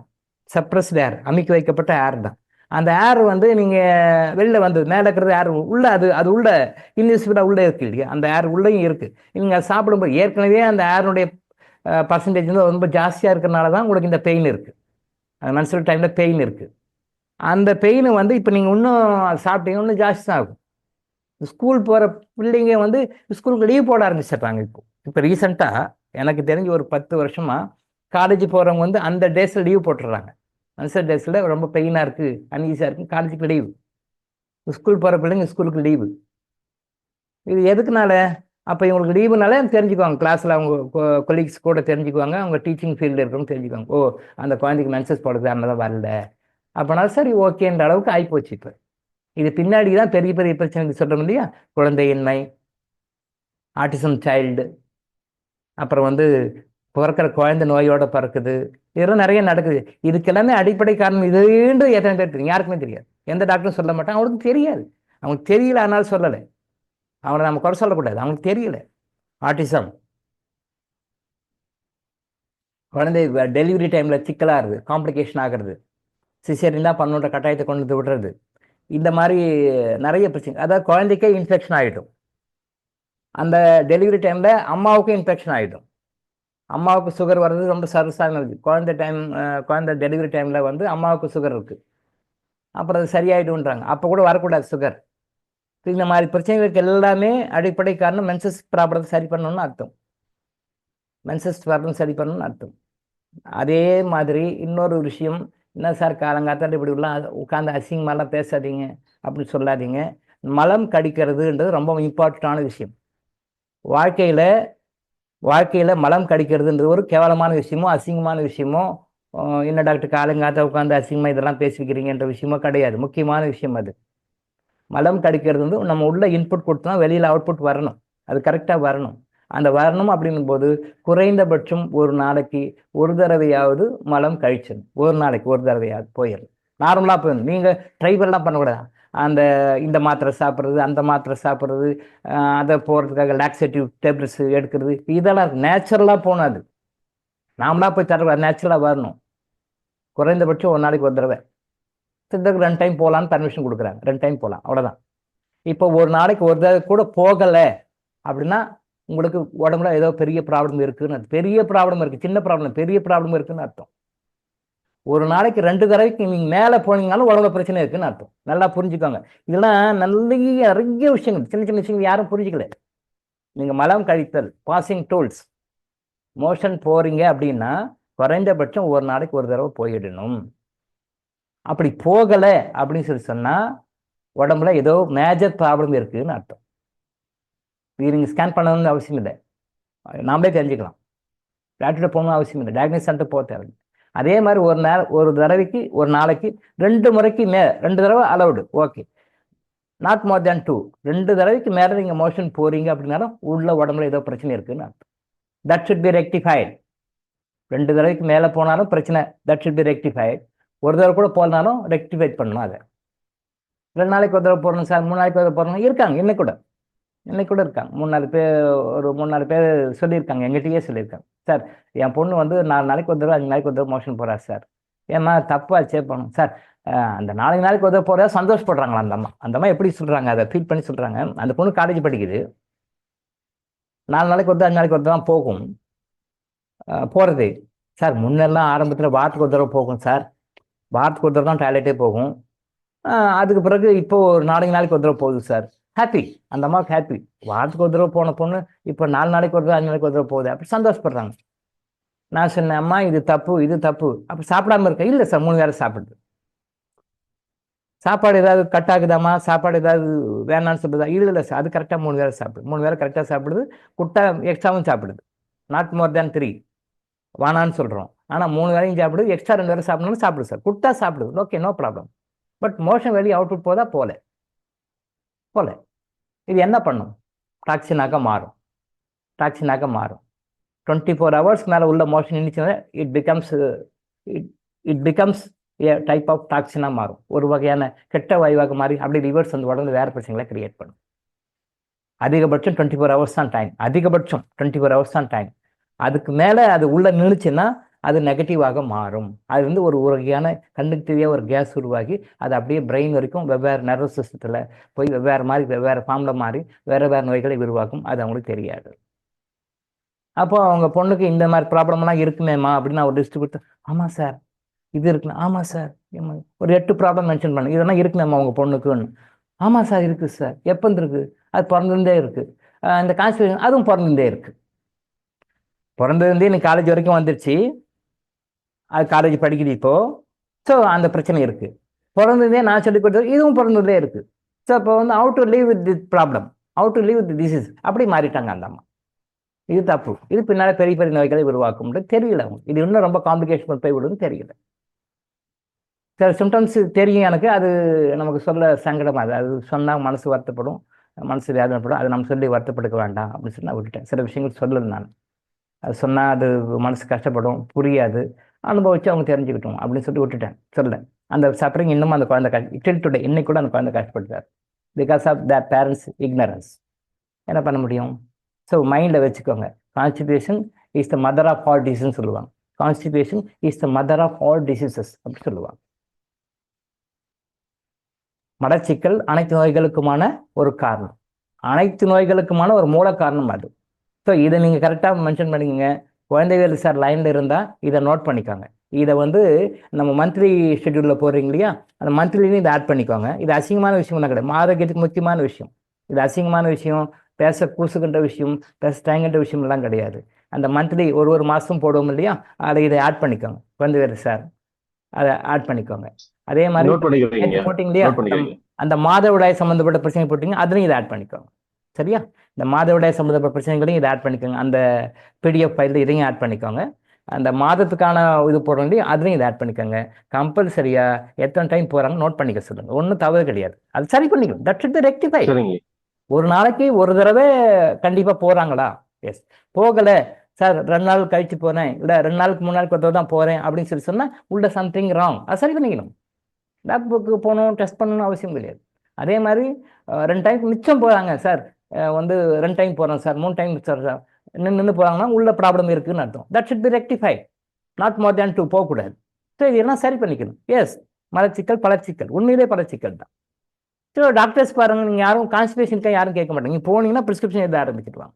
பட் எனக்கு ட்ரீட்மெண்ட் கொடுக்கும்போது என்னுடைய ப்ரொஃபஸர்ஸ் எல்லாம் எனக்கு அசஸ் பண்ணும்போது அதை கேட்பாங்க. ஃபஸ்ட்டு கேள்வி, டேப்லெட் போனியாம்மா, கரெக்டாக போனியா, எப்போ போனேன் அப்படின்னு சொல்லி கேட்பாங்க. பட் இன்றைக்கி யாரும் டாக்டர்ஸ் கேட்குறதே கிடையாது. எனக்கு டயக்னோஸ் பண்ணும்போது என்னுடைய டாக்டர்ஸ் எல்லாம் வந்து எனக்கு பக்கத்தை உட்காரிச்சு அவங்க டயக்னோஸ் பண்ணி நான் பார்ப்பேன். எல்லாரும் இந்த கேள்வி கேட்பாங்க, காலைல மோஷன் போனியாம்மா, ரெகுலராக கரெக்டாக போயிடுறியாமா அப்படி சொல்லி கேட்பாங்க. அந்த கேள்வி கேட்காதவங்க யாருமே கிடையாது. என்னுடைய குருமார்கள், எனக்கு ப்ரொஃபஸர்ஸு, லெக்சரர்ஸு சொல்லி கொடுக்கும்போது இதெல்லாம் கரெக்டாக கேட்பாங்க. பட் இன்னைக்கு யாரும் அதை கேட்குறதே கிடையாது, யாருமே கேட்குறது கிடையாது, டாக்டர்ஸ் கேட்குறதே கிடையாது, விட்டுட்டாங்க. முக்கியமான விஷயம் அது. இதில் அவ்வளோ விஷயம் இருக்குது. இதை பற்றி பேசினாலே 10 கிளாஸ் பேசு, இந்த கான்ஸ்டிபேஷன் பற்றி பேசினா 10 கிளாஸ் பேசலாம். அவ்வளோ விஷயங்கள் இருக்குது. நமக்கு தான் டைம் பத்தலை, பட் அவ்வளோ விஷயங்கள். ஸோ அந்த மந்த்லிலையும் ஆட் பண்ணுங்க, இந்த மென்சஸ் சம்ஸ் வந்துச்சுங்க. கான்ஸ்டிபேஷன் இல்லாத மாதிரி பார்த்துக்கோங்க. வந்து அதுக்கு மருந்து சாப்பிட்றது, கான்ஸ்டிபேஷன் போகிறதுக்கு மருந்து சாப்பிட்றதுக்கு நான் போகல. சாப்பாட்லேயே, உணவு முறைகளையே, டே டு டே லைஃப்பில் நம்ம ஃபாலோ பண்ணுற விஷயங்களையே எப்படி வந்து கான்ஸ்டிபேஷன் இல்லாத பண்ணிக்கணும் அப்படின்றத வந்து சொல்லி கொடுக்குறேன். நான் சொல்கிறது, குக்கர் வேண்டாம், எதில் சமைப்பது ஐயா? குக்கர் இல்லாத போது எப்படி சமைச்சாங்க? குக்கர் இல்லாத போது எப்படி சமைச்சாங்க? அப்படி சமைக்கணும், அவ்வளோதான் விஷயம். குக்கர் இல்லாத போது எப்படி சமைச்சாங்க? எனக்கு தெரிஞ்சு குக்கர் வந்து இப்போ ஒரு 40-50 வருஷமாக தான் இருக்குது. அதுக்கு முன்னாடி குக்கர் கிடையாது, குக்கரே கிடையாது. எப்படி சமைச்சாங்க? ஆரோக்கியமாக இருந்தாங்க சார். இப்போ குக்கர் வச்சுருக்கிறோம், டைம் சேவ் ஆகுது. டைம் சேவ் பண்ணி எது எங்கே டைம் சேவ் பண்ணுறோமோ இந்த டைம் எதில் ஸ்பெண்ட் பண்ணுறோன்னு பாருங்கள். நெகட்டிவாக ஸ்பெண்ட் பண்ணிட்டுருப்போம்.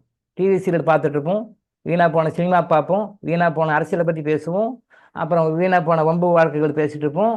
அண்ட் தென் ஹாஸ்பிட்டலுக்கு போவோம், அப்பாயின்மெண்ட் வாங்குவோம், டயக்னோஸ் சென்டர்கிட்ட போவோம், ட்ரீட்மெண்ட் சென்டருக்கு போவோம், டாக்டர்கிட்ட அப்பாயின்மெண்ட் வெயிட் பண்ணுவோம். இப்படி தான் செலவு பண்ணிருப்போம். இல்லை டாக்டர்கிட்ட கொடுத்த செலவுக்கு சம்பாதிக்கிறதுக்கு லோன்னு உழைச்சிட்ருப்போம் இல்லையா? ஹாஸ்பிட்டலைஸ் பண்ணுற செலவுக்கு, நோயால் படுகின்ற செலவுகளுக்கு நாம் வந்து அது சம்பாதிக்கணும் இல்லையா? அதுக்கு ஒரு பக்கம் சம்பாதிச்சு எதுக்கு அப்படி சம்பாதிக்கணும், அப்புறம் செலவு பண்ணோம்? சம்பாதிக்கிறத குறைச்சிக்கிட்டு ஹெல்த்தியாக இருந்துக்கோமே. அந்த வைத்திய செலவுக்காக, பணத்துக்காக, லட்சங்கள் சம்பாதிக்கிறதுக்காக ஏன் பண்ணோம்? ஹெல்த்தை மெயின்டைன் பண்ணிக்கோங்க. So constipation is mother of all disease. Constipation இல்லாத மாதிரி பார்த்துங்க. ஈவன் மாதவிடாய் சம்மந்தப்பட்ட பிரச்சனை இருக்கிறவங்களுக்கு கூட கான்ஸ்டிபேஷன் இருக்கிறதுக்கு வாய்ப்பு இருக்குது. அதையும் ரிலீஸ் பண்ணாங்கன்னா மாதவிடாய் பிரச்சனைகளில் குறையும். திரும்பவும் சொல்கிறேன், மாதவிடாய் அப்படின்றதும் குழந்தை பிறப்பு அப்படின்றதும் மெனோபாஸ் அப்படின்னு சொல்கிறதும் எல்லாமே ஒரு இனிய அனுபவம் தாங்க முடிய யாருக்கும் துன்மானவுமே இருக்கக்கூடாது. கரெக்டாக நம்ம சொல்கிறத ஃபாலோ பண்ணிங்கன்னா கண்டிப்பாக இருக்க முடியும். திரும்ப மீண்டும் நம்ம நாளைக்கு சந்திப்போம், தொடருவோம். இப்போதைக்கு நம்ம முடிச்சுப்போம். நன்றி, வணக்கம். உண்மையான ஞானமும் உங்களை நல்ல கர்மா மட்டுமே உங்களுக்கு அனைத்து இன்பங்களையும் கொடுக்கும். நல்லா மைண்ட் வச்சுக்கோங்க. திருப்பி சொல்ல காரணம் அதுதான். உண்மையான ஞானமும் உங்களது நல்ல கர்மாவும் மட்டுமே உங்களுக்கு அனைத்து இன்பங்களையும் கொடுக்கும். கடவுள் அன்புமயமானவர், ஆனால் கர்மவிதிகளுக்கு உட்பட்டு செயல்படுபவர். கடவுள் அன்புமயமானவர், ஆனால் கர்மவிதிக்கு உட்பட்டு செயல்படும். இதை மைண்ட் வச்சுங்க. இதை பிடிச்சிட்டிங்கனாலே போதும். உங்கள் லைஃப்லே திருக்குறள் சொன்ன மாதிரி 2 வரியில எல்லாத்தையும் அடக்கினார் பார்த்தீங்கன்னா, அந்த மாதிரி விஷயம் மைண்ட் வச்சுக்கோங்க. எஸ், ஏதோ சொல்ல வந்தீங்க யாரோ? ஐயா ஒரே ஒரு கேள்விங்க ஐயா, சாட்ல போட்டிருக்கிறேன். பீரியட்ஸ் டைம்ல கிறிஸ்டல் யோகா அண்ட் மெடிடேஷன் பண்ணலாமாங்க ஐயா? தாராளமாக பண்ணலாமா? சரி, தாராளமாக பண்ணலாமா? கிறிஸ்டல் யோகா, கிறிஸ்டல் மெடிடேஷன் வந்து பீரியட் டைமில் கூட பண்ணலாம். நம்ம சொல்லிக் கொடுக்கறது வந்து சில யோகா அங்கே இருக்குது, சில மெடிடேஷன்ஸ் இருக்குது. அது வந்து பீரியட் டைமில் பண்ணக்கூடாது. சில யோகாலாம் இருக்குது, சில மெடிடேஷன்லாம் இருக்குது, அது பீரியட் டைமில் பண்ணக்கூடாது. But crystal yoga, crystal meditation period டைமில் கூட பண்ணலாம். சரியா? பட் கிறிஸ்டல் யோகா வந்து மேக்ஸிமம் 48 மினிட்ஸ் தான். ஒரு 2 நிமிஷம் முன்ன பிறகு 15 ரவுண்டாக வச்சுக்கோங்களேன். 48 நிமிஷம், அது 50 கூட வச்சுக்கலாம். அதுக்கு மேலே பண்ணக்கூடாது. கிறிஸ்டல் யோகா வந்து ஒன்லி ரெஸ்ட்ரிக்டட் ஃபார் 48 மினிட்ஸ் தான். அது நீங்கள் ஒரே ஷார்ட்டாகவும் பண்ணலாம், 2 ஷார்ட்டாக பண்ணலாம், 3 ஷார்ட்டாகவும் பண்ணலாம், 24 பண்ணலாம், பட் 16 3 தடவை பண்ணலாம், பட் 48ஆகவும் பண்ணலாம். நான் வந்து ஒரே சச்சு தான் உட்காந்து பண்ணேன். 48 நிமிஷம் கம்ப்ளீட், 48 நிமிஷம் முடிச்சு தான் நான் எழுதுவேன். அதுக்கு வந்து ரெஸ்ட்ரிக்ஷன் வந்து சாப்பிட்றதுக்கு முன்னாடி எம்டி ஸ்டமக்கில் பண்ணணும். சாப்பிட்ட சாப்பாடு வயிற்றுல கூட அட்லீஸ்ட் 3 மணி நேரம் 4 மணி நேரம் கழிச்சு தான் பண்ணணும். அது ஸ்டாண்டர்ட் ரூல் அது. பட்டு கிறிஸ்டல் மெடிடேஷனுக்கு வந்து நோ ரெஸ்ட்ரிக்ஷன். எப்போ வேணாலும் பண்ணலாம், எவ்வளோ நேரம்னாலும் பண்ணலாம், எனி டைம். சாப்பிட்டீங்க, தூங்குனீங்க, எதுவுமே எந்த ரெஸ்ட்ரிக்ஷன் கிடையாது. கிறிஸ்டல் மெடிடேஷன் எப்போ வேணாலும் பண்ணலாம், எவ்வளோ நேரம் வேணாலும் பண்ணலாம். பட் வந்து கிறிஸ்டல் யோகா மட்டும் 48 மினிட்ஸ் ஆர் 50 மினிட்ஸ் வரைக்கும் கூட குறைய பண்ணால் ஒன்று பெரிய தப்பு ஒன்றும் கிடையாது, பெரிய நெகட்டிவாக வந்தால். பட் அது போதுமான, அதுக்கு மேலே தேவையில்லை. 1 ஹவருக்கு 50 மினிட்ஸ்க்கு மேலே தேவையில்லை. பட்டு அது வந்து எம்டி ஸ்டமக்கில் தான் பண்ணணும், சாப்பிட்ட பிறகு பண்ணக்கூடாது. அட்லீஸ்ட் 3.5 ஹவர்ஸ் கழிச்சு பண்ணணும். மென்சஸ் டைம் தாராளமாக பண்ணணும். இப்போ இந்த யோகா பண்ணலாம், நல்லா புரிஞ்சுக்கோங்க. சில யோகாக்கள் மென்சஸ் டைமில் பண்ணக்கூடாது, சில தியானங்கள் மென்சஸ் டைமில் பண்ணக்கூடாது. பட் கிறிஸ்டல் யோகாவும் கிறிஸ்டல் மெடிடேஷன் மென்சஸ் டைம்லேயும் பண்ணலாம். Okay, right. நன்றிம்மா. ஐயா, குக்கருக்கு பதிலா மண்பானை இதுல சமைக்கலாங்களாங்க? மண்பானையில் சமைக்கலாம். ஆனால் என்ன விஷயம்னா, மண்பானையில் என்ன நடைமுறை ப்ராக்டிக்கலாக என்ன டிஃபிகல்ட்டிஸ்னா, மண்பானை நல்ல மண்பானை அருமையான சார். மண்பானையில் விட்டோம் சார், அப்பதான் ஹாஸ்பிட்டல் டாக்டர்னு போயிட்டு இருக்கோம். நாங்கள் என்னைக்கு மண்பானை விட்டுட்டோமோ அதுலேருந்து எல்லாமே நோய் தான் சார். மண்பானை மண்ணில் சமைச்சு மண்ணில் சாப்பிட்றது வந்து அவ்வளோ அருமையான விஷயம் சார். அது அது அது அது ஈக்குவலாக ஒன்றும் பேச முடியாது. அது அவ்வளோ விஷயம் இருக்குது. அதை பற்றி பேசினாலும் ஒரு 20 கிளாஸ் ஓட்டலாம் சார். ஒரு நாளைக்கு 1.5 மணி நேரம் எடுத்தாலும் 20 கிளாஸ் ஓட்டலாம். அவ்வளோ சப்ஜெக்ட் இருக்காது மண்பானை சமையல். என்ன விஷயம்னா, இந்த கேஸில் வைக்கும்போது கேஸில் வந்து ஓவர் ஹீட் ப்ரொடக்ஷன் ஆகுது. கேஸில் வந்து ஒரு குறிப்பிட்ட டெம்பரேச்சருக்கு மேலே ரொம்ப ஹை ஹீட்டாக வரும்போது அந்த பானை வெடிச்சிடுது. அந்த பானை வந்து வெடிச்சிடுது. அது வந்து கேட்டாக்கா, சார் நாங்கள் ஒரு கரெக்டாக பண்ணுறோம், பட் கேஸில் வந்து வெடிச்சிடுது சார். அது சீக்கிரத்தில் ஒரு 1 வீக் 10 டேஸில் 10 நாளில் வெடிச்சிடுது. நான் கொஞ்சம் ரீசர்ச் பர்பஸ்க்காக அதை வச்சு பண்ணும்போது கேஸில் சமைச்சிட்டு இருக்கும்போதே வெடிச்சிடுச்சு. கேஸில் சமைச்சிட்டே இருக்கிறோம், வெடிச்சிடுச்சு. அப்புறம் அவங்கள கேட்டால், சார் வந்து கேஸில் வெடிச்சா அப்படி தான் சார் ஆகும், அப்போ எனக்கு எல்லாருக்கிட்டையும் கேஸ் தான் இருக்குது, எல்லாருக்கிட்டையும் கேஸ் இருக்குது. கேஸில் பண்ணும்போது நீங்கள் மண்பானை வச்சு பண்ணணும்னா எல்லாருக்கும் வெடிச்சா என்ன பண்ண முடியும்? நடைமுறையில் கொஞ்சம் சிக்கல்கள் இருக்குது. ஆனால் கேஸும்போது விறகடுப்பு மாதிரி வச்சு வெளியில் வச்சு பண்ணால் தான் நல்லது. அப்புறம் வந்து இந்த சாண எரிவாயுன்னு சொல்லுவாங்க, கோபார் கேஸ்ன்னு, அந்த கேஸில் வந்து அவ்வளோவா வரல அப்படின்னு சொல்லி சொன்னாங்க. ஆனால் முடிஞ்ச வரைக்கும் ட்ரை பண்ணலாம் சார். மண்பானையில் வச்சு ட்ரை பண்ண நான் நிறைய பண்ணியிருக்கேன். நான் நிறைய அந்த பிஹெச்டி பண்ணும்போது நிறைய ரிசர்ச் பண்ணியிருக்கேன். பட் கொஞ்சம் நேக்காக பார்த்து பண்ணணும் சார். அதாவது அது எப்படின்னா, அந்த சிம் வைக்கிறது வந்து கொஞ்சம் மெதுவாக வைக்கணும். ரொம்ப ஹையாக வச்சுட்டோம்னா அந்த ஃப்ளேம் ரொம்ப ஜாஸ்தி போச்சுன்னா வெடிச்சிடுது. ஒரு தடவை பண்ணிட்டு இருக்கும்போதே வெடிச்சிடுச்சு. குக் பண்ணிகிட்டே இருக்காங்க, வெடிச்சிச்சு. வச்சிச்சு. இத்தனைக்கும் வந்து ஸ்பெஷலாக ஆர்டர் கொடுத்து நான் சொல்கிறது 20 இயர்ஸ் பேக்கு ஸ்பெஷலாக ஆர்டர் கொடுத்து புதுக்கோட்டை சைடு ஏதோ ஒருத்தர் 7,000 ரூபாய்க்கு மண்பானை மட்டும் செஞ்சு கொடுத்தார். ஒன்லி 7,000 ஆர்டர் கொடுத்தோம். அப்போவே 7,000 கொடுத்து அவர் ஸ்பெசிஃபிக்காக அந்த குலாளர் வம்சத்தில் வர்றவங்க, அவங்க தொழில் ரீதியாக பண்ண உடையார் ஃபேமிலின்னு சொல்லுவாங்க, அவங்க ரெடி பண்ணி ஸ்பெஷலாக பண்ணி கொடுத்தாங்க. அப்புறம் அதே மாதிரி ஃப்ரிட்ஜும் மண்ணில் ஃப்ரிட்ஜ் மாதிரி சொல்லி கொடுத்தாங்க. பட் எல்லாமே யூஸ் ஆகுது. பட் கொஞ்சம் நமக்கு பொறுமை வேணும், ப்ராக்டிக்கலாக யூஸ் பண்ண ஆரம்பிக்கணும். அது கரெக்டாக வந்து பழைய சிஸ்டத்துக்கு வந்து நல்லது தான். பட் அடுப்பில் மட்டும் அந்த சிம் வந்து நீங்கள் கொஞ்சம் கம்மியாக வச்சு கொஞ்சம் வைக்கணும் சார். பட் மண்பானை சமையல் உங்களுடைய நோய்களை போக்கும் சார். நோய்களை போக்கும், உடம்புல எந்த நோய் இருந்தாலும் போக்கும் சார். மண்பானை சமையல் சாப்பிட்ட வரைக்கும் பெண்களுக்கு மாதவிடாய் கொடகை இல்லை சார். பெண்களுக்கு மாதவிடாய் கொடகை இல்லை. எப்போ மண்பானை விட்டுட்டு நம்ம லேட்டஸ்ட்டாக வந்துட்டோமோ இப்போ அது எல்லாமே நோய்களாக இருக்கின்றது. இந்த இந்த சிஸ்டத்திலலாம் நம்ம நிறைய மாடிஃபை பண்ணிட்டோம்னாலே நோய்களுக்கு வேலையே கிடையாது சார். நோய்களால் வாழணும்னு அவசியமே கிடையாது சார். நோய்கள் வந்து இறக்கணும் அவசியமே கிடையாது. இப்போ என்ன சிஸ்டம் கொண்டு வந்துட்டாங்க, ஒருத்தர் இறக்கணும் அப்படின்னா நோய் வந்து நோயால் தான் இறக்கணும் அப்படி கிடையாது, 100% கிடையாது. இன்னைக்கு நம்ம கடவுள் கொடுத்த டைம் இன்னைக்கு இருக்குன்னா இந்த ஒவ்வொரு இருக்கணும் நம்ம பர்மிஷன் கொடுத்தோம். அந்த டைம் வரும்போது அழகாக கேஷுவலாக உயிர் பிடிக்கும் சார். அதுவும் போகும், நாமளும் அலோவ் பண்ணலாம் சார். ஒரு சின்ன வலி வலிக்குது கூட நெஞ்சை கூட பிடிக்க தேவை சார். இன்னைக்கு வந்து ஹார்ட் அட்டாக் வந்து நல்ல மரணமாக கருதப்படுகிறது. ஹார்ட் அட்டாக் வந்துச்சா டப்புன்னு நெஞ்சை பிடிச்சா சார் உயிர் போச்சு சார், அது ஒரு புனிதமான ஒரு மரணம் சார், அதுக்கு புண்ணியம் செஞ்சுக்கணும்னு சொல்லிட்டாங்க. ஆனால் உண்மையிலேயே அப்படி கிடையாது. சில்லர் பாத்திரம் பயன்படுத்தலாம் சார், சில்லர் பயன்படுத்தலாம். அலுமினியம் பயன்படுத்தக்கூடாது. அலுமினியம் எந்த காரணத்தை கொண்டு பயன்படுத்தக்கூடாது. அலுமினியம் பாத்திரம் அது ஒரு என்ன சொல்லுவாங்க, வறுமை கோட்டு கீழே இருக்கிற மக்கள் யூஸ் பண்ண பாத்திரம்ன்ற மாதிரி சொல்லுவாங்க அலுமினிய பாத்திரம் வந்து. பட் அலுமினிய பாத்திரம் யூஸ் பண்ணக்கூடாது சார். அது வந்து எப்படி யூஸ் பண்ணலாம்னா, ஈவன் இந்த குளிக்கிறதுக்காக தண்ணிக்காக வைக்கிறோம், இந்த மாதிரி பர்பஸ்க்கு யூஸ் பண்ண முடியும். இன்டர்னலாக சமைச்சு சாப்பிட்ற பொருள் வந்து அலுமினியத்தை யூஸ் பண்ணக்கூடாது. மோரோவர் ஒரு விஷயம் எக்ஸ்ட்ரா, இந்த ஸ்வீட்டை பற்றி கூட நம்ம குரூப்பில் போட்டிருந்தாங்க, தீபாவளி டைமில் போட்டிருந்தாங்க. இப்போ நிறைய ஸ்வீட்ஸ் போக்குறீங்க, ஸ்வீட்ஸ் எல்லாம் வாங்குறீங்க. அந்த ஸ்வீட்ஸ் வாங்கும்பொழுது அந்த ஒயிட் கலர் இது இருக்கும், ஒரு இது போட்டிருப்பாங்க. அது வந்து எஸ் எஸ் எஸ் ரொம்ப நல்லது, ரொம்ப நல்லது. Very good very good very good. Cooker இல்லாமல் சமைக்கிற வெரி குட், ரொம்ப நல்லது. அதை அப்படியே மெயின்டைன் பண்ணுங்கள் மேடம், அதை மெயின்டைன் பண்ணுங்கள். சில்வர் குக்கர் ஓகே, பரவாயில்ல, பயன்படுத்திக்கலாம். ஓகே. அதாவது வந்து ஏதோ சொல்ல வந்தானே, எஸ் ஸ்வீட்ஸு. அது வந்து அப்போ அந்த காலத்தில் என்ன பண்ணுவாங்கன்னா, வெள்ளி ரேக்குன்னு சொல்லுவாங்க. வெள்ளி ரேக்கு, தங்க ரேக்குன்னு ரெண்டு இருக்கு. வெள்ளி ரேக்கு, தங்க ரேக்குன்னு ரெண்டு இருக்கு. இந்த வெள்ளி ரேக்கு அப்படின்றது வந்து வெளியிலேருந்து எடுக்கிறது, தங்க ரேக்குன்றது தங்கத்திலேருந்து எடுக்கிறது. தங்கத்திலிருந்து எடுக்கிறது, வெளியிலேருந்து எடுக்கிற ரேக்கு என்ன பண்ணுவாங்க, அந்த நார்த் இந்தியாவில் வந்து நம்ம தமிழ் கல்ச்சரில் அது கிடையாது. நார்த் இந்தியாவில் அந்த ஸ்வீட்ஸ் மேலே அதை அப்படியே படிய விடுவாங்க.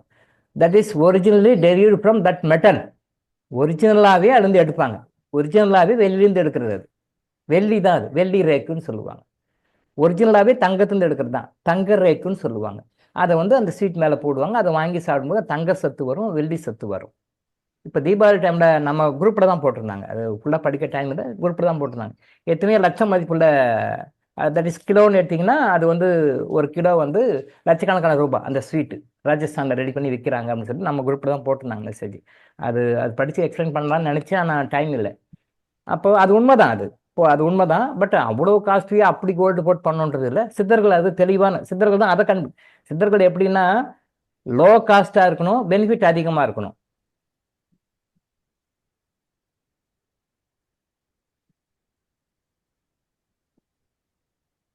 ரைட், ஓகே, பக்கு தான், பரவாயில்ல. எப்படி சொல்லிக் கொடுங்க எல்லாருக்கும். கேஸில் வந்து நான் வந்து மட்பாட்டை வச்சு யூஸ் பண்ணுறேன் அப்படி சொல்லிக்கிங்கன்னா இந்த டெக்னிக்கை உருவில் போடுங்க, எல்லாருக்கும் போடுங்க, அது நல்ல விஷயந்தான், பண்ணலாம். பட் நான் பிஹெச்டி பண்ணும்போது கிட்டத்தட்ட 7,000 ரூபாய் 8,000 ரூபாய்க்கோ அதுக்காக தனியாக கார் அனுப்பிச்சு கொண்டு வந்தாங்க. கொண்டு வந்து வச்சு பண்ணும்போது வெடிச்சிடுச்சு, குக் பண்ணும்போதே வெடிச்சிடுச்சு. அப்புறம் அவங்ககிட்ட கேட்டால், சார் அது ஓவர் ஹீட் சார், சிம் பண்ணி குறைக்கணுன்னாங்க. அப்புறம் ஏதோ மாற்றி மாற்றி கொடுத்தாங்க, ஒன்றும் ஒர்க் அவுட் ஆகலை. பண்ணியிருக்கேன். பட் நீங்கள் மட்பாட்டில், மண் பானையில் நீங்கள் குக்கரில் வச்சு சமைக்கிறீங்கன்னா எப்படி பண்ணுறீங்க, சிம் என்ன ரேஷியோவில் வைக்கிறீங்க, எந்த ஹீட்டில் வைக்கிறீங்கிறது குரூப்பில் போடுங்க, எல்லாருக்கும் தெரியும். நல்லது தான். ஒரு பெரிய புரட்சி நம்ம பண்ணணும். அப்படி வந்தால் தான் நம்ம ஆரோக்கியம் வாழ முடியும். அதை விட்டுட்டு நம்ம மாடர்ன் லைஃப்ல போயிட்டு இருந்தால் நோய்களாகவே போயிட்டு இருக்கணும். மாடர்ன் லைஃப்ல மாடர்னாக போயிட்டு இருக்க வேண்டியது.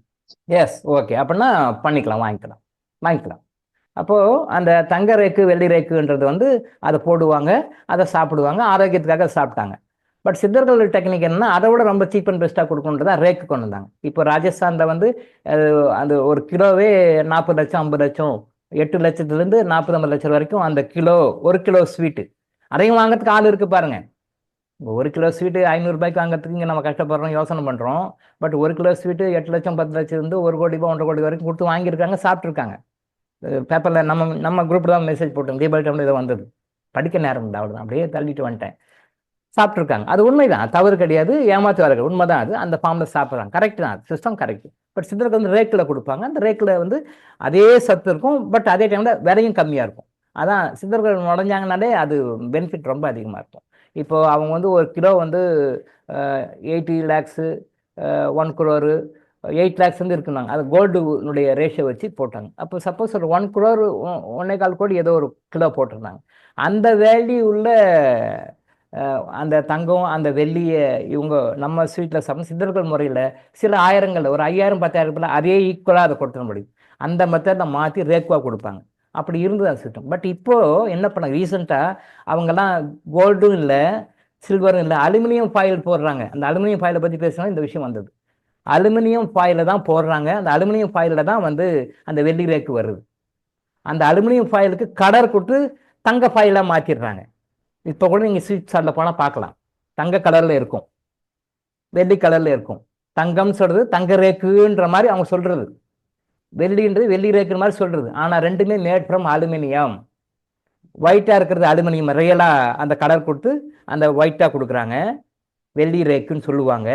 தங்க ரேக்குன்னு சொல்கிறது வந்து அந்த கோல்டும் வந்து அதே அலுமினியத்துக்கு வந்து கலரையும் கொடுத்து அதே அலுமினியம் ஃபாயில் தான் கலர் மாதிரி கோல்டாக வருகிறது அந்த ஸ்வீட். அதை நாம் வாங்கி சாப்பிட்றோம். இன்றைக்கி நீங்கள் தெரிஞ்ச நல்ல ஹை கிளாஸு ஸ்வீட் ஸ்டாலில் போய் பாருங்கள், இது இருக்கும். ஹார்ட்டில் ப்ராப்ளத்தை கிரியேட் பண்ணும், கிட்னியில் ப்ராப்ளத்தை கிரியேட் பண்ணும். யார் சாப்பிட்டோம், ஆண்களாக இருந்தாலும் பெண்களாக இருந்தாலும் சரி, அதை சாப்பிட்டோம் அப்படின்னு சொல்லி சொன்னால் ஹார்ட்லையும் கிட்னிலையும் பிரச்சனையை உருவாக்கும். ஒரு பக்கம் இந்த பக்கம் ஸ்வீட்டை வாங்கி சாப்பிட்டு இன்னொரு பக்கம் நீங்கள் வைத்தியம் பண்ணிட்டு இருப்பீங்க. ஸோ தயவு செஞ்சு இந்த மாதிரி இந்த கலர் இருக்கிற ஸ்வீட்ஸ் சாப்பிடாதீங்க, இந்த ரேக் இருக்கிற ஸ்வீட் தயவு செஞ்சு சாப்பிடாதீங்க. Because those are mat from purely aluminium. அந்த அலுமினியம் உள்ளே போச்சுன்னா கண்டிப்பாக ஹார்ட்டில் ப்ராப்ளத்தை கிரியேட் பண்ணும், கிட்னியில் ப்ராப்ளத்தை கிரியேட் பண்ணும். சரியா? ஓகே, நாம் மீண்டும் நாளை சந்திப்போம். நன்றி, வணக்கம். போட்டு வாழ்க வளம்.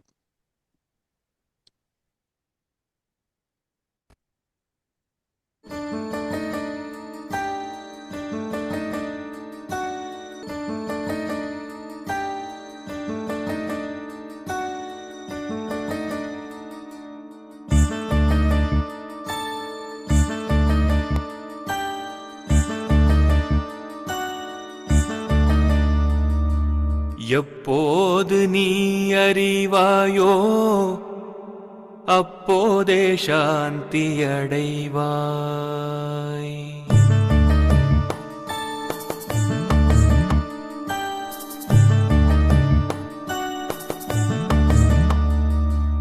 எப்போது நீ அறிவாயோ அப்போதே சாந்தி அடைவாய். இதை எப்போது நீ அறிவாயோ மனமே அப்போதே சாந்தி அடைவாய். இப்பாரில் எப்போதும் எல்லாம் இறை அருளால்,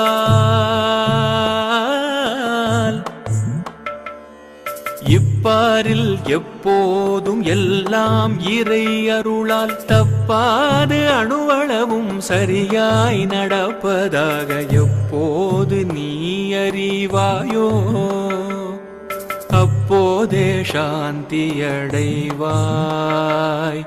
அப்போதே சாந்தியடைவாய்,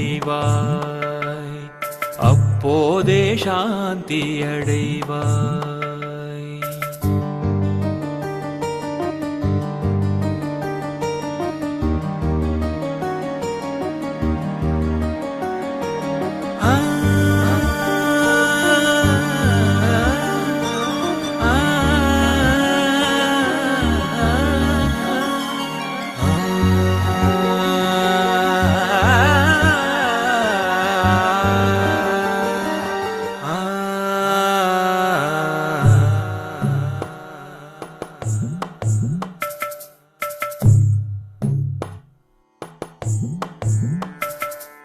முற்போது தர்மம் என்றும் தற்போது அதர்மம் என்றும்,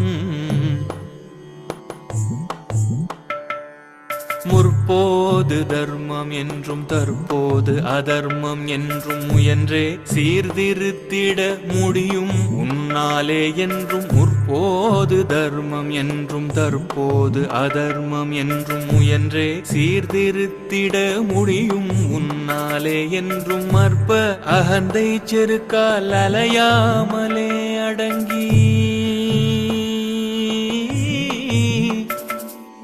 அற்ப அகந்தை செருக்கால் அலையாமலே அடங்கி ஆண்டவன் ஆட்சியில் அதர்மமே இல்லை என்று எப்போது நீ அறிவாயோ, அப்போதே சாந்தியடைவாய்,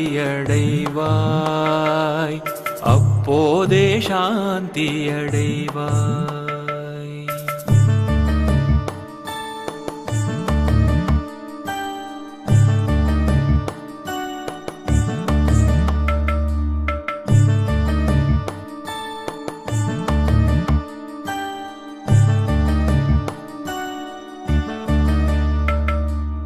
எழுந்த உன் எழுச்சியால் எண்ணம் செயல் சொல்லாக,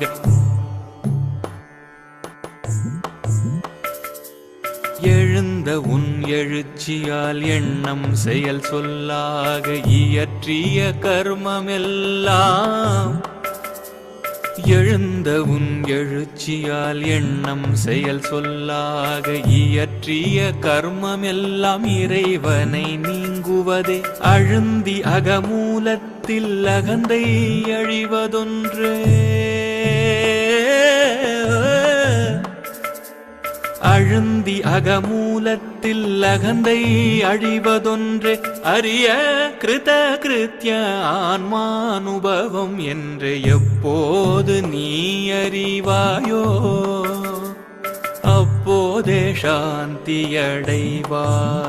மனமே எப்போது நீ அறிவாயோ, அப்போதே சாந்தியடைவாய். இப்பாரில் எப்போதும் எல்லாம் இறை அருளால் தப்பாது அணுவளவும் சரியாய் நடப்பதாக எப்போது நீ அறிவாயோ, அப்போதே சாந்தியடைவாய்,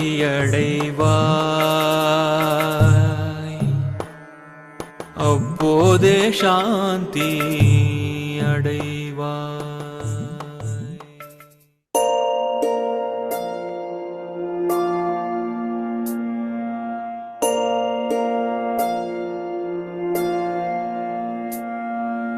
கருவாக்கி உருவாக்கி எனையாண்டு காத்தருளும் இறைவா நன்றி. எங்கும் நிறைந்தோனே எல்லையிலாதானே, எங்கேயும் எப்போதும் என் குலம் காப்பவனே. நெஞ்சம் துணிய துணையாய் வருவாய், நேர்மறை உணர்வுகள் பெருகிடச் செய்வாய். உடலில் உறுதியை பெரிதாய் தருவாய், உனை உணரும் அறிவை என்னுள்ளருள்வாய். சுற்ற மாற்றமனைத்தும் காப்பவனே, செய்தொழிலில் ஏற்றம் தருபவனே, எடுத்த செயலில் வெற்றி கொடு, என் ஆற்றல் பெருகிட அருளை கொடு.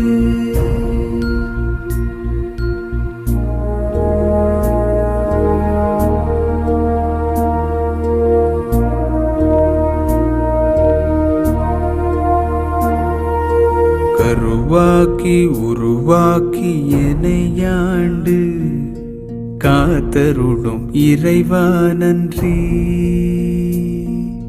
வல்லமை தந்து நீ வளர்ச்சி கொடு, அகத்திலும் புறத்திலும் மலர்ச்சி கொடு. வளர்ச்சி கொடு, வளர்ச்சி கொடு, வளர்ச்சி கொடு, மலர்ச்சி கொடு.